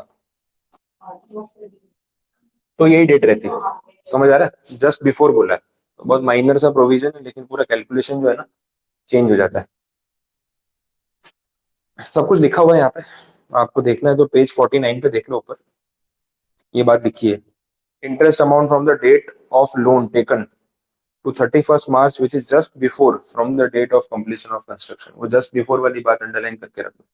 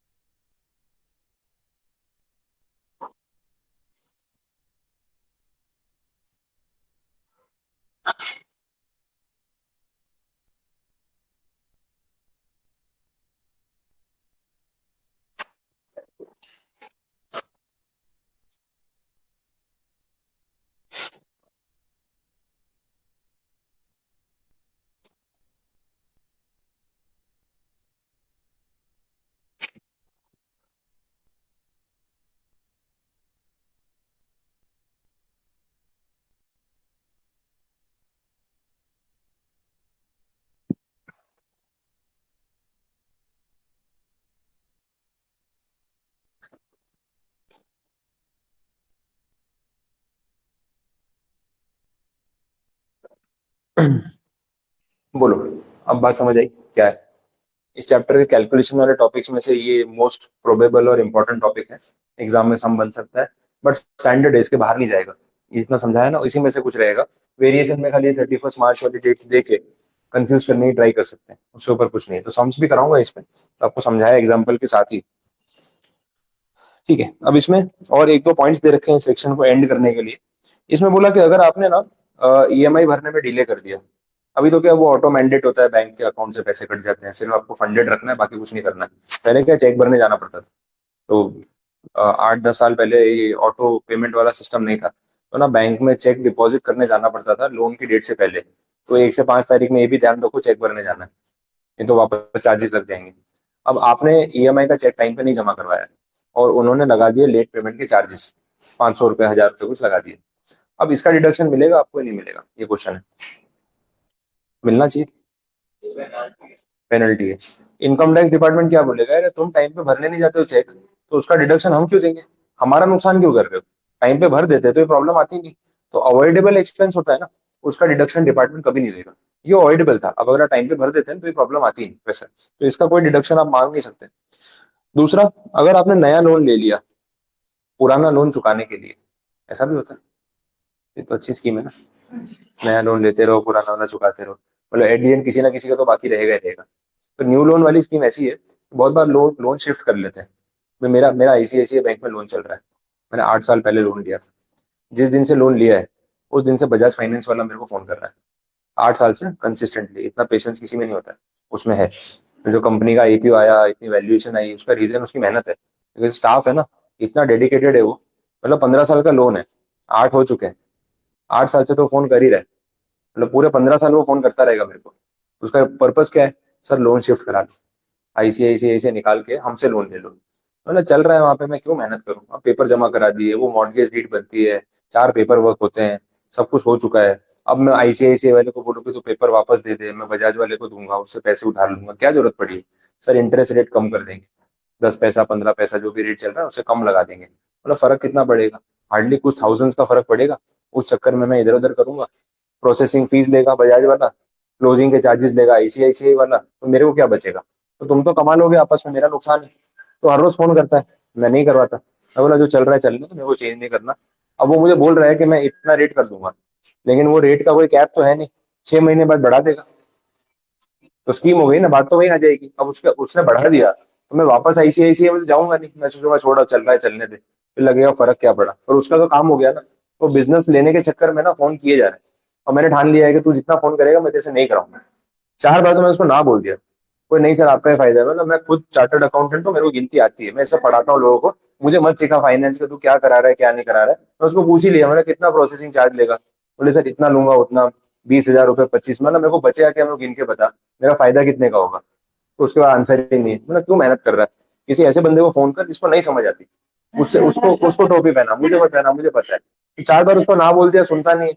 और मतलब डेडिकेटेडली कभी कभी दिन में 2-2 3-3 बार फोन आते हैं, फिक्स है। और अब तो मतलब पब्लिक डोमेन में एक बार मोबाइल नंबर दिया तो उसके बाद आपका मोबाइल नंबर आपका है ही नहीं, जो राह चलता है जिसको मिल जाए फोन घुमा देता है। एचडीएफसी क्रेडिट कार्ड, ये बजाज फाइनेंस, कोई नई नई बैंक वाले आईडीएफसी वाला भी फोन कर रहा है, सब लोग फोन कर रहे हैं सर क्रेडिट कार्ड ले लो। मेरी गाड़ी पे लोन ले लिया मैंने, इनको पता चल गई। तो एचडीएफसी वाले के रेगुलर, सर आपका कार लोन चल रहा है, मैंने बोला, हाँ चल तो रहा है, भरा नहीं जा रहा है लेकिन चल रहा है, क्या करना है उसका। बोले इस पे आपको टॉप अप लोन चाहिए क्या, मैंने बोला, मैडम जो भर रहा हूँ वही नहीं भरा जा रहा है, टॉप अप लोन का क्या करूंगा, आपसे लोन लेके वो वाला भर दूं, क्या करूँ। बोले नहीं और फंड्स की रिक्वायरमेंट हो ना, रिक्वायरमेंट तो इतनी क्या पूछो मत। लेकिन मैं रीपे नहीं कर पाऊंगा ना, वो प्रॉब्लम है। कुछ वन टाइम स्कीम हो कि एक बार लोन ले लो और भूल जाओ, ऐसा कुछ है तो आप बताओ। तो एक बार मैंने पूछा क्या इंटरेस्ट रेट आप चार्ज कर रहे हो, बोले सर 11.5% स्टार्टिंग है। बोला दिमाग खराब हो गया, बोला इसे तो मैं गाड़ी आज बेच दूं, 11.5% तुमको ब्याज दूं, मेरे को बचेगा क्या। तो वो अनसिक्योर्ड, मतलब गाड़ी के बेसिस पे है लेकिन पर्सनल लोन हो गया, बोले इतना चार्ज करेंगे। फिर फोन आते सर अनसिक्योर्ड लोन चाहिए, ओवरड्राफ्ट फैसिलिटी चाहिए तो आपके लिए अवेलेबल है। मतलब ऐसा क्या स्पेशल है मेरे लिए, बोले कोलेटरल कुछ नहीं देना है। मतलब अच्छा ठीक है, इंटरेस्ट रेट 15-16% पर रहना, मतलब रहने दो, आपको पैसे चाहिए तो मेरे से ले जाओ 15% पर एनम पे, रहने दो। तो कुछ भी चल रहा है इनका, मतलब गाड़ी के लिए 100 बार फोन आ गया, मैं सोच रहा हूँ कब गाड़ी का लोन खत्म हो और इनका फोन आना बंद हो जाए। अच्छा मेरा लोन खत्म हो चुका है, फिर भी फोन आता है, सर आपका कार पे लोन चल रहा है, मैं भी हाँ बोलते हो, फिर आते थे भर तो दिया, अभी क्या चल रहा है। अब उनके डेटाबेस में वो नंबर आ चुका है ना, गोल गोल घूमता रहता है। तो हर रोज एचडीएफसी वाला एक सुबह फोन करता है एक शाम को। मैंने बोला मुझे नहीं चाहिए क्रेडिट कार्ड, ना मुझे कार पर टॉप अप लोन लेना है, तुम कम से कम अपने सिस्टम में रिमार्क्स में लिखो तो सही कि कस्टमर गालियां दे रहे हैं और वो ना बोल रहे हैं कि दोबारा फोन मत करना उसको, कम से कम नोट तो करो। बोले नहीं सर, वो फिर खुद भी बातें कर रहे होते हैं, सर वो कॉल लिस्ट हमारे पास आती है तो हमें, मतलब मुझे पता है तुमको टारगेट पूरा करना होता है कि इतने फोन घुमाने हैं, बट मैं हर रोज ना बोलता हूँ कि मेरे को फोन मत करो, तुम कुछ भी करो मैं क्रेडिट कार्ड नहीं लूंगा। लिख लो ना उसके अंदर, बार बार क्यों मेहनत कर दो, नहीं लेने वाला मैं। बट वो अलग अलग एग्जीक्यूटिव का नंबर आता है, कस्टमर सेम ही है, सारे लोग मिलकर मुझे रोज फोन करते हैं वैसे। डेडिकेशन का लेवल अलग है। पर सोचो रिजेक्शन कितना, मतलब एक्सेप्टेंस कितना होगा। 100 कस्टमर को फोन करो, 99 गालियां देते हैं, उसके बाद भी वो लगे हुए हैं। मतलब एक दिन में ना आपका मोटिवेशन चला जाए, अगले दिन आप डिप्रेशन में आ जाओ। हाँ हो ही जाता है। तो एक दिन अगर आपको दे दिया जाए, मैं तो खुद देखा है, हम लोग ऑडिटिंग के लिए जाते थे, तो ये हीरो मोटर्स का शोरूम था, तो उसका ऑडिट था हमारी फॉर्म में जहाँ हम इंटर्नशिप कर रहे थे। तो वहां पे अब अकाउंटिंग, हमें तो ऑडिट करना है, अकाउंट चेक करना है। तो वो एक अकाउंटिंग रूम था, वहां बिठा दिया, और वहां पे टेलीकॉलर बिठा रखे थे। तो 2-3 लड़कियां थी, तो टेलीकॉलिंग में लड़कियों को बिठाते हैं, क्योंकि लड़कों को बिठा दिया तो हो चुका। वो इधर से गालियां देंगे, वो सामने से गालियां देगा, हो गया काम। वो होने नहीं वाला, क्योंकि लड़कियों को ही फोन करवाते हैं कि अपने को ज्यादा बोल नहीं पाएंगे। तो 2 लड़कियां बैठी थी, तो हम लोग भी अब देख रहे हैं क्या चल रहा है, तो टेलीकॉलिंग के लिए बिठा रखा है उसको। 2 घंटे का टारगेट दिया, 100 नंबर दे दिए। 10-11 बजे हम पहुंचे, लंच टाइम से पहले वाला स्लॉट था। बोले इसमें फोन घुमाओ, तो हम उसकी वो लिस्ट देख रहे थे, तो 100 मोबाइल नंबर है, 100 नाम है। बोले इन सबको फोन करो। मतलब क्या स्कीम सुना रहे हो तुम लोग, तो फेस्टिव ऑफर आता है ना, तो वो लोग फोन करते हैं, सर हीरो की ये बाइक पे ये ऑफर चल रहा है, इस पे आपका इंश्योरेंस में इतना डिस्काउंट हो जाएगा, साथ में हेलमेट फ्री मिल जाएगा, ये स्कीम आ जाएगी, इतनी सर्विस फ्री आ जाएगी, उसको रटी रटाई टेप है। मतलब आप लोग तो नींद में भी रात को यही बोलते हो किसी ने कुछ पूछ लिया तो एक ही स्कीम सबको सुनाई जा रही है। बोला हमको सर टारगेट दिया है, अभी 100 लोगों को फोन करना है, लंच टाइम में 1 बजे से पहले ये टारगेट कंप्लीट करना है। उसने कॉलम्स बना रखे थे कि भाई कस्टमर ने फोन उठाया कि नहीं उठाया। अब अलग अलग कस्टमर होते हैं ना, आप फोन करते हो, कोई फोन कट कर देता है, एक बार फोन आया कट कर दिया, ट्रू कॉलर काम करता है अपना, फिर दूसरी बार वापस कट कर दिया, तीसरी बार लोग फोन नहीं करते, पर 2-3 बार ट्राई करते हैं। कितने लोग फोन उठाते हैं, उनकी बात सुनते फोन रख देते हैं, जवाब दिए बिना। एक कैटेगरी है जो उनको ना बोल देते पोलाइटली कि भाई कुछ नहीं चाहिए आप फोन रख दो, चलो ठीक है, डिनाई कर दिया। कितनी बार कस्टमर टाइम पास कर रहा है, बोले अभी बिजी हूँ बाद में फोन करना। बोले सर कब फोन करूँ, शाम को करना 6 बजे, बोल के रख दिया। अब देखना 6 बजे फोन आ जाएगा, आप एक्सपेक्ट भी नहीं करो, बोले 6 बजे फोन, मैं तो ऐसे ही बोल दिया था, सच में फोन आ गया। हमने इतना कितना ध्यान रख रहे हैं मेरा कि भाई 6 बजे बोला है तो फोन करना है। वो क्या है ना, उनके चार्ट में नोट कर लेते हैं कि इसने बोला है शाम को 6 बजे फोन करना है। अब उनके तो कॉल रिकॉर्ड हो रहे होते हैं, मैनेजर सुनेगा बाद में कि तुमने काम ठीक से किया कि नहीं, तो 6 बजे उसको फोन करना ही पड़ेगा। अब आपने क्या जवाब दिया उसके ऊपर डिपेंड करता है वैसा है। फिर कितने लोग तो पूरी स्कीम समझ लेते हैं, अच्छा मैडम क्या स्कीम है बता दो, बोले ये मॉडल है, ये बाइक है, इतना पैसा है, ये वो, पूरा डिस्काउंट डिस्काउंट में फोन पे मांग लिया। तो उसको क्या लगता है कि बोले सीरियसली इंटरेस्टेड है, शायद एक बाइक तो बिक जाएगी, मेरा तो कमीशन पक्का हो जाएगा, वैसा टारगेट पूरा। अब वो बातें कर करके घुमाता है, फिर लास्ट में जब पेमेंट की बातें आती है तो बोले कोई बात नहीं, मैंने स्कीम तो समझ ली है, मैं आपको सोच के बताता हूँ, तो आप कल फोन करना। अब उससे बातें करने के चक्कर में ना कल फोन करना, परसों फोन करना, 2-3 बार फोन करा दिया, फिर ना बोला उसको। तो वो बेचारा जो एग्जीक्यूटिव है उसकी भी क्या हालत होती है, उसको लग रहा होगा शायद ये कस्टमर कुछ परचेज कर लेगा, और 2-3 बार उसको घुमाने के बाद ना बोल दिया, ऐसा भी होता है। तो उनको ना पूरा वो रिकॉर्ड रखना पड़ता है, कौन से कस्टमर ने क्या रिवर्ट किया, उसके बेसिस पे उनको फिर आगे काम करना है वैसा। तो बड़ा बोरिंग सा काम है, 2 घंटे में हम पागल हो गए। मैंने 100 लोगों को फोन किया और सबका अलग अलग रिएक्शन, कोई फोन काट देता है, कोई गालियां दे रहा है, कितने लोग तो वो फीमेल टेली कॉलर है वो भी सुनते नहीं है, गालियां देना शुरू कर देते हैं, वो खुद ही फोन काट देती है। तो हम एकदम सामने बैठे, हम लोग देख रहे हैं क्या चल रहा है, तो ऑडिट से ज्यादा तो हम लोगों ने वो देखा है कि तो 2 घंटे किया क्या। मैं सोचा यार 2 घंटे के बाद इसको तो मतलब काउंसलर की जरूरत पड़ जाएगी। पर रोज का काम है, सही है। ठीक है चलो, तो ये सेक्शन 24 में न्यू लोन वाली बात है। तो अगर आपने पुराना लोन चुकाने के लिए नया लोन ले लिया, एक्चुअली होता प्रोसेस वही है। अब मैं आईसीआईसीआई से सपोज मैं सोचा मान गया, मैं भी सोच रहा हूँ 1 साल बाकी होगा ना तब मान जाऊंगा, 14th ईयर में जाके बजाज वाले को बोलूंगा मैं लोन ट्रांसफर कर रहा हूँ, ले तू भी खुश रहे और क्या। अब अगर ऐसा होता है तो पेपर वर्क कैसे होगा, अब मेरे घर के पेपर आईसीआईसीआई वाला मुझे तो देगा नहीं, वो तो बजाज वाले को डायरेक्ट देगा। तो इसमें ऐसा होता है कि आईसीआईसीआई वाला मुझे स्टेटमेंट देगा कि हमारा इतना ड्यू बाकी है, मैं वो स्टेटमेंट बजाज वाले को दूंगा, बजाज वाला चेक इशू करेगा आईसीआईसीआई के नाम का, मेरे नाम का नहीं, वो डायरेक्ट पेमेंट वहां पे जाएगा और फिर वो पेपर ट्रांसफर हो जाएंगे, तभी उसका पैसा सिक्योर होगा। तो पुराना लोन चुकाया मैंने नए लोन के थ्रू, ये वैसी स्कीम है, बट अल्टीमेटली मैं लोन ट्रांसफर करवा रहा हूँ। तो अब नए लोन पे जो इंटरेस्ट भरूंगा उसका डिडक्शन मिलना चाहिए कि नहीं मिलना चाहिए, वो तो मिलना चाहिए, उसमें तो कोई प्रॉब्लम है नहीं, तो वो आप क्लेम कर सकते हो, वैसा है। So this is a new loan condition, यहाँ दे रखी है। तो सेक्शन 24 आपका यहाँ पे हुआ इसके साथ पूरा कंप्लीट। अब मेन स्टोरी तो चैप्टर की खत्म हो चुकी है, अब है ना वो एक एक दो दो लाइन वाले सेक्शन है जिनमें कोई टेक्निकल बात है नहीं, वो भी समझ लो। इसके साथ है ना एक सेक्शन 26 आपको रिलेट करा देता हूँ पहले, को ओनरशिप वाला, वो प्रैक्टिकली बहुत अच्छा पॉइंट है, रियल लाइफ में कभी ध्यान रखना काम आ जाए आपको, वैसा है। को ओनरशिप का मतलब है कि एक प्रॉपर्टी ज्वाइंट ओनरशिप में आप परचेज कर रहे हो, एक से ज्यादा ओनर्स है, वैसा है।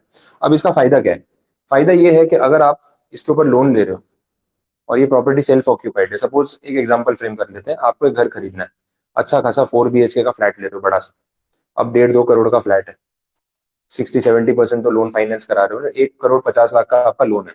अब 1.5 करोड़ के लोन पे पूरे साल का ब्याज कितना होगा आप सोचो, 10% इंटरेस्ट भी गिन लो, तो 1.5 करोड़ के लोन पे 15 लाख रुपए तो इंटरेस्ट हो गया। अगर आप उसमें कुछ प्रिंसिपल रीपे कर रहे हो जो भी है, 10-15 लाख रुपए तो ब्याज ऐसे ही जाने वाला है। अब आप अपने इंडिविजुअल नेम पे अगर वो फ्लैट परचेज करते हो और खुद के रहने के लिए परचेज करते हो, तो सेल्फ ऑक्यूपाइड प्रॉपर्टी की एनुअल वैल्यू कितनी होती है, 0। तो डिडक्शन मैक्सिमम कितना मिलेगा, 2 लाख, इसके ऊपर तो मिलेगा नहीं। बट अगर आप ये प्रॉपर्टी को ओनरशिप में परचेज करते हो, दो ओनर्स, ज्यादा नहीं होते, मोस्टली दो होते हैं, तो को ओनर है, तो उस प्रॉपर्टी को क्लेम करने का राइट दोनों को ओनर्स को मिलता है। मतलब हस्बैंड वाइफ है सपोज, तो हस्बैंड ने भी उसको दिखाया सेल्फ ऑक्यूपाइड, वाइफ ने अपने रिटर्न में भी वही फ्लैट सेल्फ ऑक्यूपाइड क्लेम किया, दोनों को 2-2 लाख रुपए का डिडक्शन मिलेगा, डबल हो जाएगा, 4 लाख रुपए। अब ये स्कीम प्रैक्टिकली काम करती है।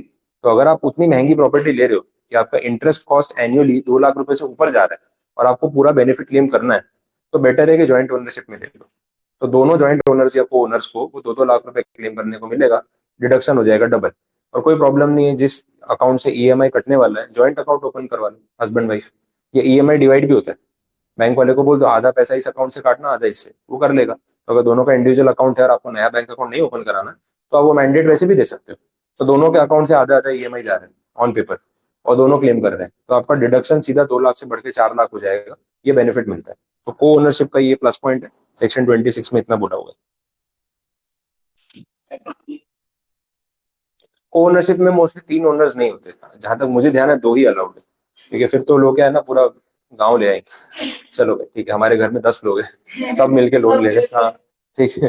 तो एक एक कमरा बांट लिया, मतलब 4 BHK में 4 बेडरूम है, एक किचन है, एक ड्राइंग रूम है, एक बालकनी है, सबके नाम पे कुछ ना कुछ हमने अलॉट कर दिया, वैसा वो नहीं होगा। तो मोस्टली को ओनरशिप में 2 ही होते हैं, कहीं ऐसा मना भी नहीं किया है, बट को ओनरशिप में प्रैक्टिकली 2 ही होते हैं, तो इसलिए फिर आप उतना बेनिफिट ले सकते हो। नेक्स्ट, और बाकी बीच में जो प्रोविजन है वो देख लो, सेक्शन नंबर 25 छोटा सा पॉइंट है, इसमें ऐसा बोला कि अगर आपने लोन इंडिया के बाहर से लिया, सिंपल कंडीशन है, इंटरनेशनल लोन लिया आपने, अंबानी जैसा कोई बड़ा बंदा है, वो अपना घर बना रहा है, ठीक है, उसका घर तो है 5,000 करोड़ 10,000 करोड़ की प्रॉपर्टी है, तो ऑब्वियसली खुद के पैसे तो लगाए नहीं होंगे, क्या पता उसमें भी लोन लिया होगा। अब उनको लोन चाहिए तो एक्सेसिबिलिटी बहुत ज्यादा है ना, अब मुकेश अंबानी लोन मांगे तो कोई लोन देगा कि नहीं देगा? सब पीछे से भागते भागते आएंगे, सर हमसे लोन ले लो प्लीज। ये आपका लोन का अमाउंट इतना बड़ा होगा ना, इंटरेस्ट थोड़ा बहुत कम दे देना चलेगा, लेकिन लोन हमसे ले लो। ये क्रेडिबिलिटी का कोई प्रॉब्लम नहीं है, लॉस होने वाला है नहीं, पैसे आ जाएंगे वो पता है, और इतनी बड़ी पार्टी है तो उसको लोन देने में प्रॉब्लम क्या है? तो 10 बैंकें आएंगी सामने से लोन देने। अच्छा, इंडिया की बैंक तो छोड़ो, इंटरनेशनल बैंक भी आ जाएंगे दूसरे कंट्री की, तो वो तो देखेगा ना सबसे सस्ता लोन पूरे वर्ल्ड में कहाँ से मिल रहा है, मैं तो वहीं से लूंगा। अब फॉरेन कंट्री से लोन ले लिया, इंटरेस्ट रेट कम है। अच्छा, अपने यहाँ होम लोन का इंटरेस्ट रेट 8-9% 10% है, यूएस में कनाडा में 1% है। ये अभी तो बढ़ गया, लेकिन बीच में ½ %, 1%, 1.5%, 2% तो बहुत ज्यादा माना जाता है। 2% के अंडर आपको होम लोन मिल जाता है, इतना सस्ता है। इसलिए प्रॉपर्टी वहां पे खरीदना कंपेरेटिवली चीपर है। और लोग लोन लेते भी 10 साल 20 साल 30 साल तक, 1% ब्याज में क्या ही जा रहा है, आराम से भरेंगे थोड़ा थोड़ा करके, तो प्रॉपर्टी ओन करना ईजी हो जाता है। बीच में अभी कनाडा में इन्फ्लेशन बहुत आ गया, तो वहां पे इंटरेस्ट रेट बढ़ गए, तो 1% से बढ़ते बढ़ते 5-6% हो गया। तो 6% में तो बेचारे एकदम कंगाल से हो गए, ये कैसे भरेंगे? अपने यहाँ तो 8-9% स्टैंडर्ड है, अपन भर रहे हैं, और 6% में उनकी हालत खराब हो गई। लोगों ने क्या किया, प्रॉपर्टी लोन्स में ड्यूरेशन बढ़ा दिए, तो बोले देखो अब इंटरेस्ट कॉस्ट बढ़ गया है, मंथली हम ज्यादा पे नहीं कर सकते, ड्यूरेशन बढ़ा देते, आराम से भरेंगे। तो एक प्रॉपर्टी पे किसी ने लोन एक्सटेंड करा लिया अप टू 90 ईयर्स, ये न्यूज में आया था, 90 साल। तो 90 साल ना लोन लेने वाला रहेगा ना लोन देने वाला। इंडिया होता तो प्रॉपर्टी भी नहीं रहती 90 साल, कंस्ट्रक्शन की क्वालिटी नहीं है वैसे, तो 90 साल का लोन इंडिया में तो कोई देगा नहीं। वहां पे उन्होंने उसको एक्सटेंड करवा लिया अप टू 90 ईयर्स, क्योंकि वो अफोर्ड नहीं कर पा रहे, तो ऐसी भी कंडीशन होती है। तो अपने यहाँ पे इंटरेस्ट रेट ऑलरेडी महंगा है, तो आपने फॉरेन कंट्री से लोन लिया, उसको इंटरेस्ट चुकाया, इंटरेस्ट पे करते टाइम टीडीएस डिडक्ट करना नहीं भूलना है, ये सेक्शन 25 बोल रहा है, टैक्स डिडक्टेड एट सोर्स। ठीक है, फिर वो फॉरेन एंटिटी टैक्स भरने तो आएगी नहीं, तो उसकी कमाई इंडिया से हो रही है ना, तो उसकी कमाई में से पहले टैक्स काट लो। तो जो इंटरेस्ट पे कर रहा है, अगर वो टीडीएस काटना भूल गया, तो उसका इंटरेस्ट का डिडक्शन गया। डिपार्टमेंट में गिव एंड टेक होता है, आप हमारा टीडीएस भूल जाओगे, हम आपका डिडक्शन भूल जाएंगे, सोच लो क्या करना है। तो हर पेमेंट में टीडीएस बाय डिफॉल्ट आपको डिडक्ट करना ही करना है, भूलना नहीं, ये कंडीशन है। दिस इज सेक्शन 25, एक ही लाइन का प्रोविजन है, ज्यादा कुछ बोला नहीं है।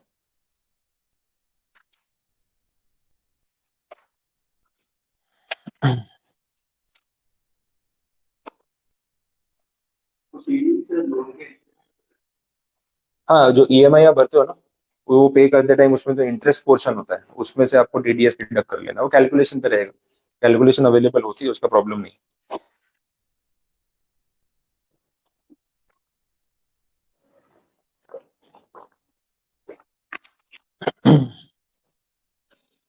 इंटरेस्ट कॉस्ट बहुत भारी होता है होम लोन में, और स्टार्टिंग के ईयर्स में ज्यादा लगता है, बिकॉज रिड्यूसिंग होता है ना, तो पहले वो लोग क्या करते हैं, जो प्रॉपर्टी का अमाउंट है ना, उसमें जो इंटरेस्ट पोर्शन है वो आपके ईएमआई में कंसिडर करते हैं, तो प्रिंसिपल रीपेमेंट बहुत कम होता है।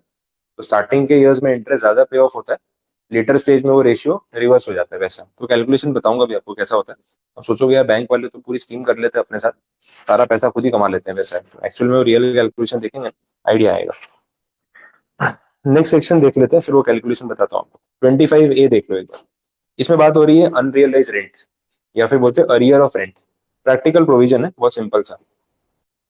अब कोई आपका किराएदार था जो रेंट दिए बिना चला गया, आपने उसको निकाल दिया, भाग गया, रेंट दिया नहीं, नुकसान हो गया।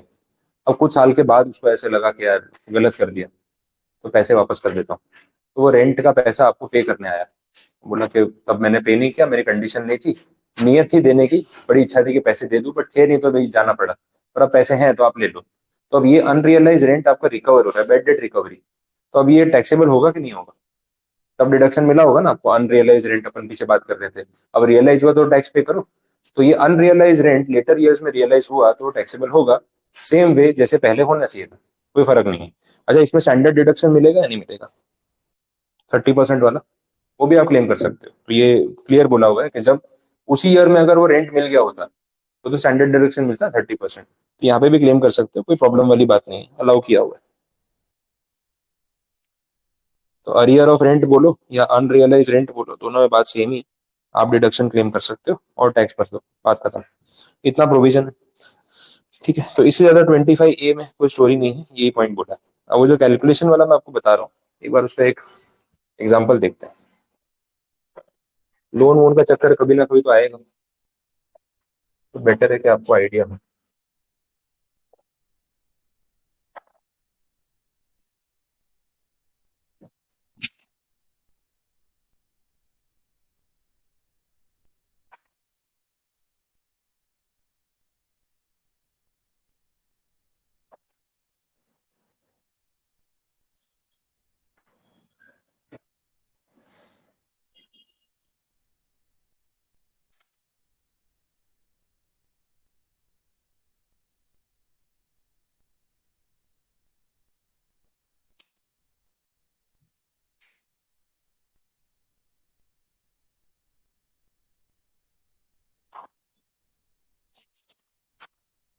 एक एप्लीकेशन है, इसमें ईएमआई कैलकुलेटर है। तो आपको कभी ऐसे रैंडमली कैलकुलेशन करना हो कभी कैसे लोन चार्ज होता है, तो आप कर सकते हो। जैसे कुछ लोन का अमाउंट अज्यूम कर लेते हैं।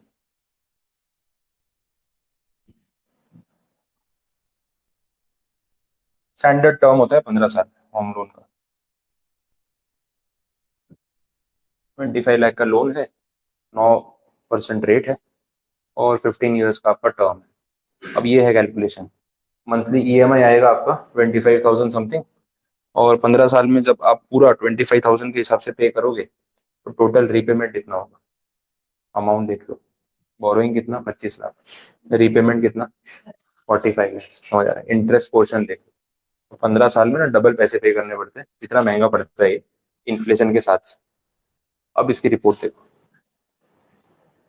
ये एनुअल रिपोर्ट है। पहले साल में आपने जो 25-25 हजार के हिसाब से ईएमआई भरे, तो 12 महीने का ईएमआई देखे तो लगभग 3 लाख रुपए होते हैं। 25,000 × 12 मंथ्स। उसमें से आपका प्रिंसिपल सिर्फ इतना ही रिपे हुआ, 82,000। बाकी क्या है, 2,22,000 रुपए इंटरेस्ट कॉस्ट। तो बैंक वाले पहले अपना ब्याज कैलकुलेट करते हैं, बाकी प्रिंसिपल रिपेमेंट में से कट करते हैं। तो 25 लाख पे जो आपका इंटरेस्ट बनता है, वो पहले उन्होंने काउंट कर लिया, और बाकी का रीपेमेंट हुआ।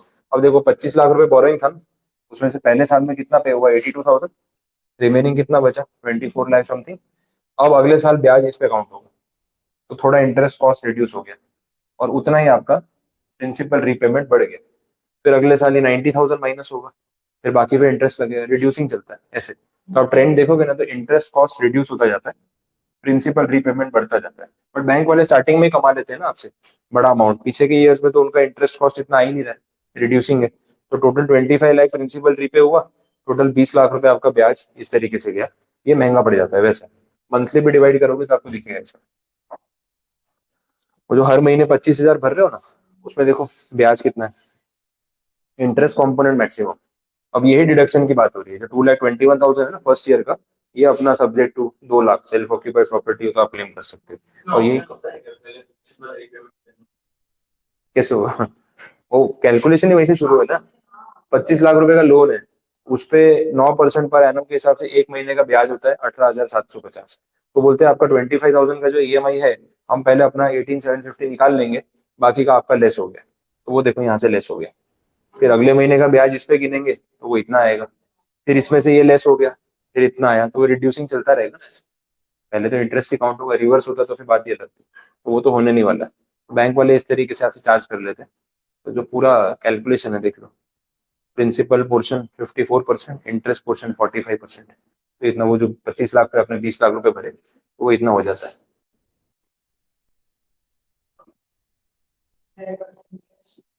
वो तो ग्राफ वैसे ही चलेगा। देखो, जो आपका इंटरेस्ट कॉस्ट है ना, वो धीरे धीरे करके रिड्यूस होना स्टार्ट होता है, प्रिंसिपल रीपेमेंट टाइम के साथ बढ़ता है। वो तो अपन, और लोन का अमाउंट रिड्यूस होता जाएगा, वो अपन ने देखा। तो इस तरीके से बैंक वाले चार्ज करते हैं, इसलिए महंगा पड़ जाता है। अब अगर आप ड्यूरेशन बढ़ा दोगे, आप सोचो यार 15 साल की क्या चलती है, 30 साल मिलता है ना मैक्सिमम, आराम से 30 साल में भरेंगे। देखो क्या होगा, ईएमआई कम हो गया तो आपको लगेगा 5,000 रुपये महीना कम देना है, इंटरेस्ट कॉस्ट बढ़ गया ना, डबल हो गया। 30 साल भी तो ले रहे हो, फिर इन्फ्लेशन का भी तो इफेक्ट होता है। देखो जितना लिया तो उससे डबल पे करना है। तो ये सब कैलकुलेशन होती है। हाँ, अब फर्क पड़ जाता है ना, आप जल्दी भर दो उसका कितना फर्क है वो देखो। 15 साल था ना अपना, उसके बदले अगर 10 साल कर देंगे, चलो थोड़ा जल्दी पे कर देंगे,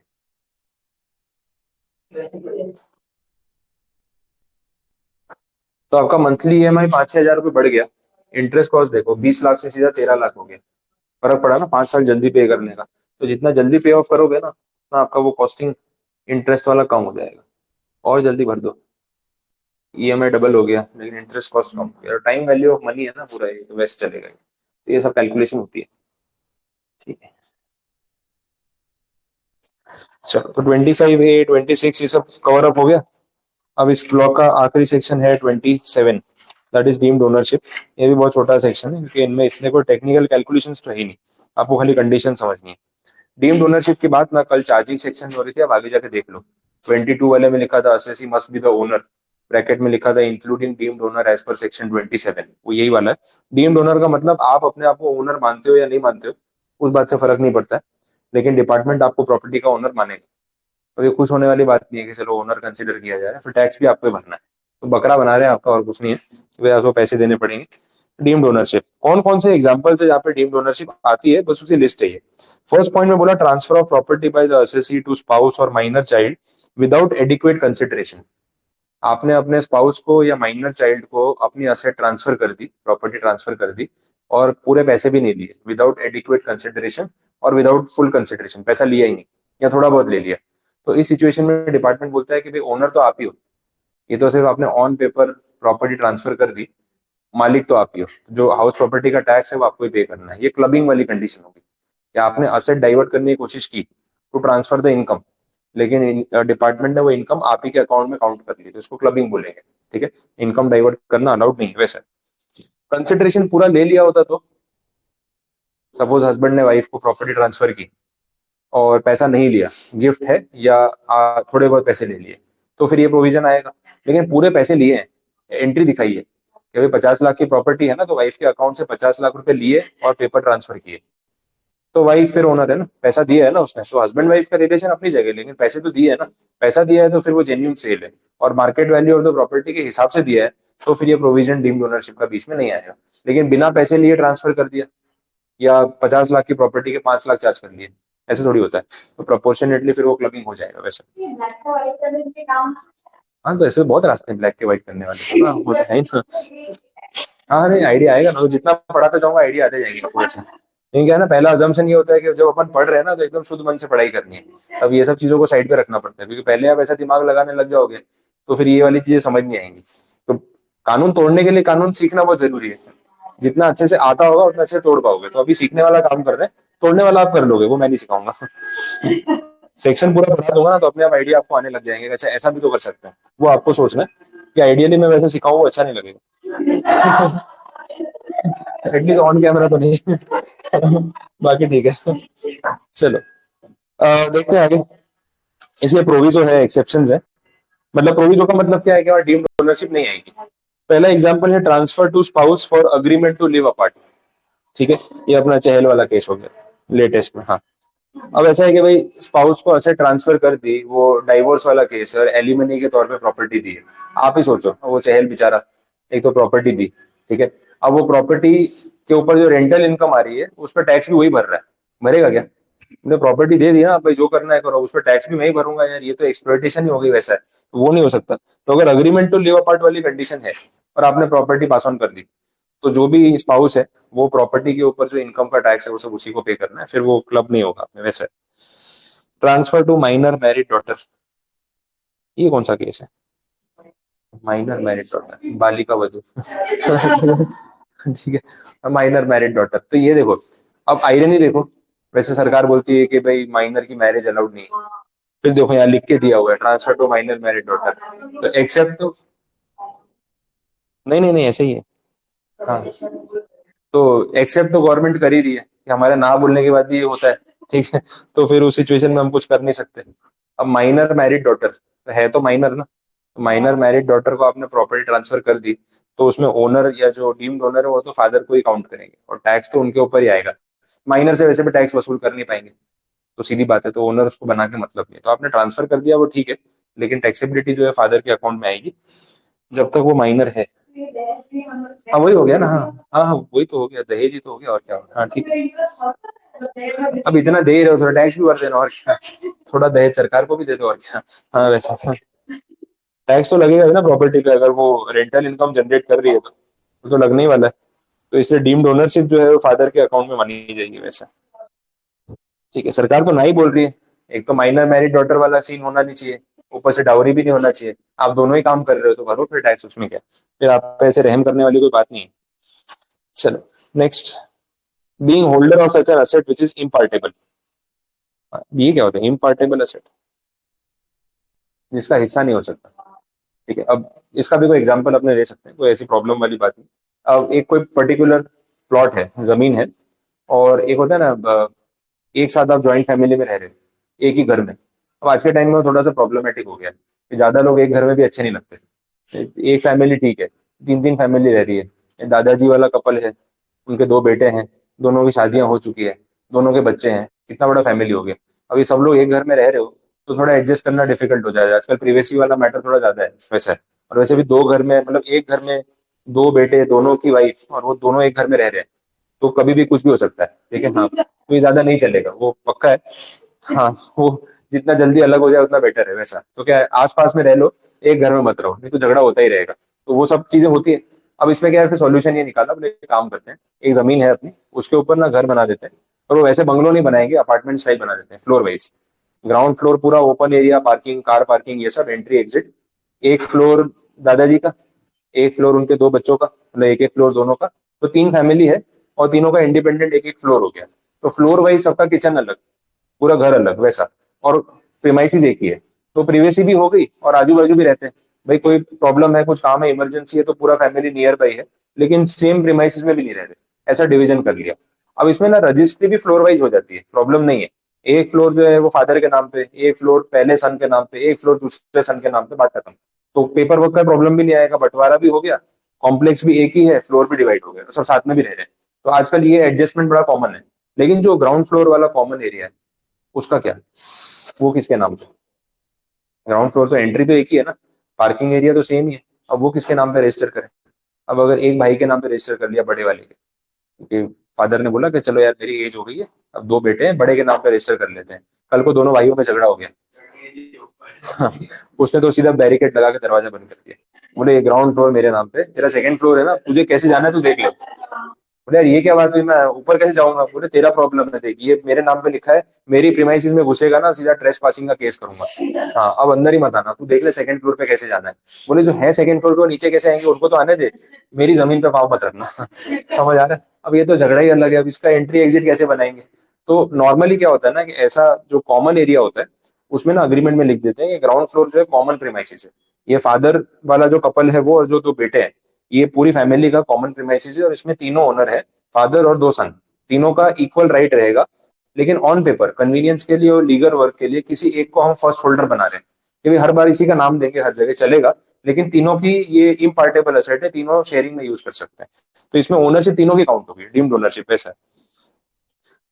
ठीक है, अदरवाइज तो अगर ऐसा इशू आ गया तो फिर अलग ही हो जाएगा, सॉल्यूशन क्या निकालेंगे। इसी तो पहले ही बोल दिया, इम्पार्टेबल एसेट के केस में डीम्ड ओनरशिप आती है। इसके बाद है member of housing cooperative society. ठीक है, गोकुल धाम कोऑपरेटिव सोसाइटी, नाम सुना होगा आपने।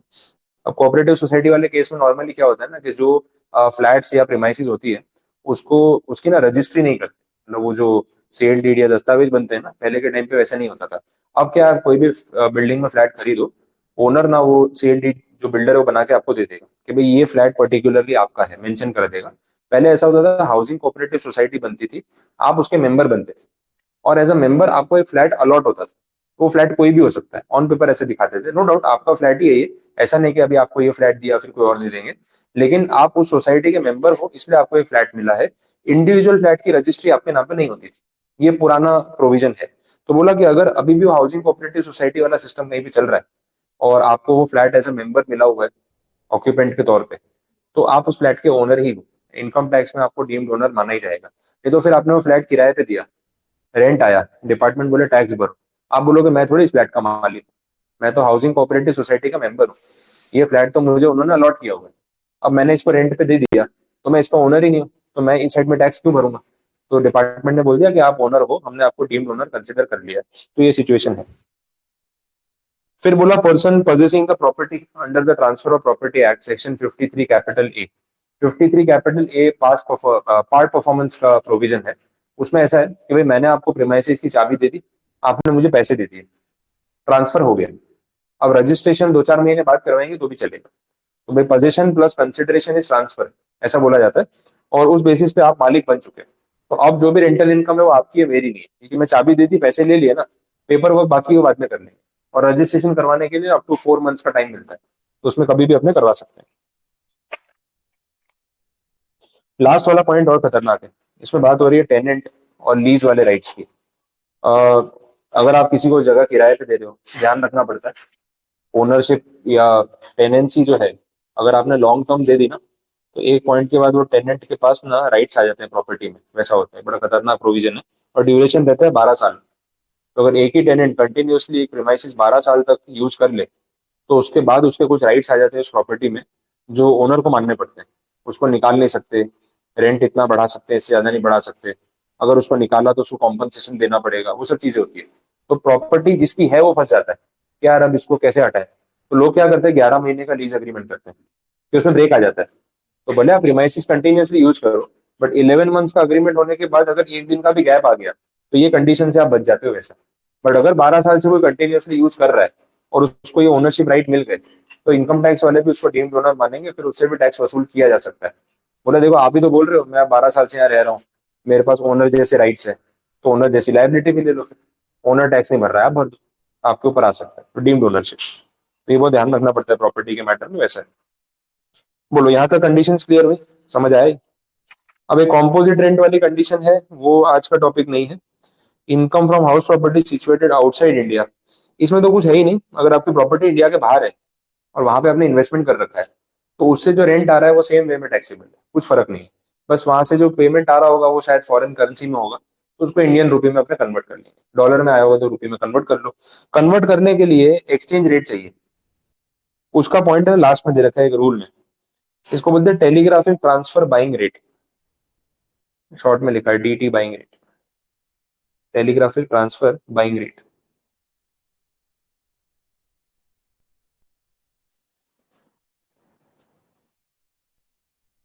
और कौन से दिन का रेट लेना है? जो आपका प्रीवियस ईयर है ना, 31 मार्च, उस दिन का रेट लेना है। टेलीग्राफिक ट्रांसफर मतलब ऑनलाइन अपने फंड ट्रांसफर करते हैं ना, ये वेस्टर्न यूनियन, मनी ट्रांसफर और बैंकिंग सर्विसेज के थ्रू, तो उनका एक बाइंग रेट सेलिंग रेट होता है। वो रोज का रेट फ्लक्चुएट होता रहता है। तो 31 मार्च को जो रेट चल रहा होगा वो अपने कन्वर्जन के लिए यूज कर लेंगे, रुपये और डॉलर का जो भी रेट होगा। तो ये बैंक से पता चल सकता है आपको, बैंक वाले भी फॉरेन करेंसी एक्सचेंज करते हैं ऑनलाइन, इसीलिए। तो ये छोटा सा पॉइंट था, वो खत्म हो गया। नेक्स्ट पेज पे आप देखोगे ना, एक सेक्शन 10 की पूरी सीरीज दिखेगी, वो एग्जेम्पशन वाला टॉपिक है। उसमें बताया हुआ है कि इनकम फ्रॉम हाउस प्रॉपर्टी के टैक्स से किन किन को और क्यों एग्जेम्पशन मिलता है। तो वो लिस्ट कल के लिए बाकी रखते हैं। और उसके बाद एक टॉपिक है वो सेक्शन 80 पी है, कोऑपरेटिव सोसाइटी वाला, वो भी आज का पॉइंट नहीं है। और लास्ट में आ गया 115 बीएसी। मैं आपको बता रहा था 115 बीएसी हर चैप्टर में मिलेगा, उसका भी रेफरेंस है। बट ये सब चीजें आज रहने दो, कल जब खत्म करेंगे मैं बाकी कुछ चीजें आपको बता दूँ। अब चैप्टर का एक्सप्लेनेशन अपना मेजोरिटी हो गया। कल हमारा टारगेट रहेगा ये रिमेनिंग छोटे मोटे प्रोविजन खत्म करना, और फिर सम्स पे जाना। सम्स काफी सारे हैं, मॉड्यूल के सारे सम्स मैंने इसमें कवर अप कर रखे हैं। उसके बाद क्रैकर वाले सम्स आपको सॉल्व करने होंगे तो आप आराम से कर पाओगे। तो ये कल स्टार्ट करेंगे। तो कल के दिन में अपना टारगेट ही रहेगा तो ये सम्स खत्म ही करना है। तो कुछ रिपीट भी होंगे ना तो कल हो जाएगा, तो सारे सम्स कल पैकअप करेंगे। और टाइम मिल रहा है अच्छा खासा, तो यूज करें उसको। ओके।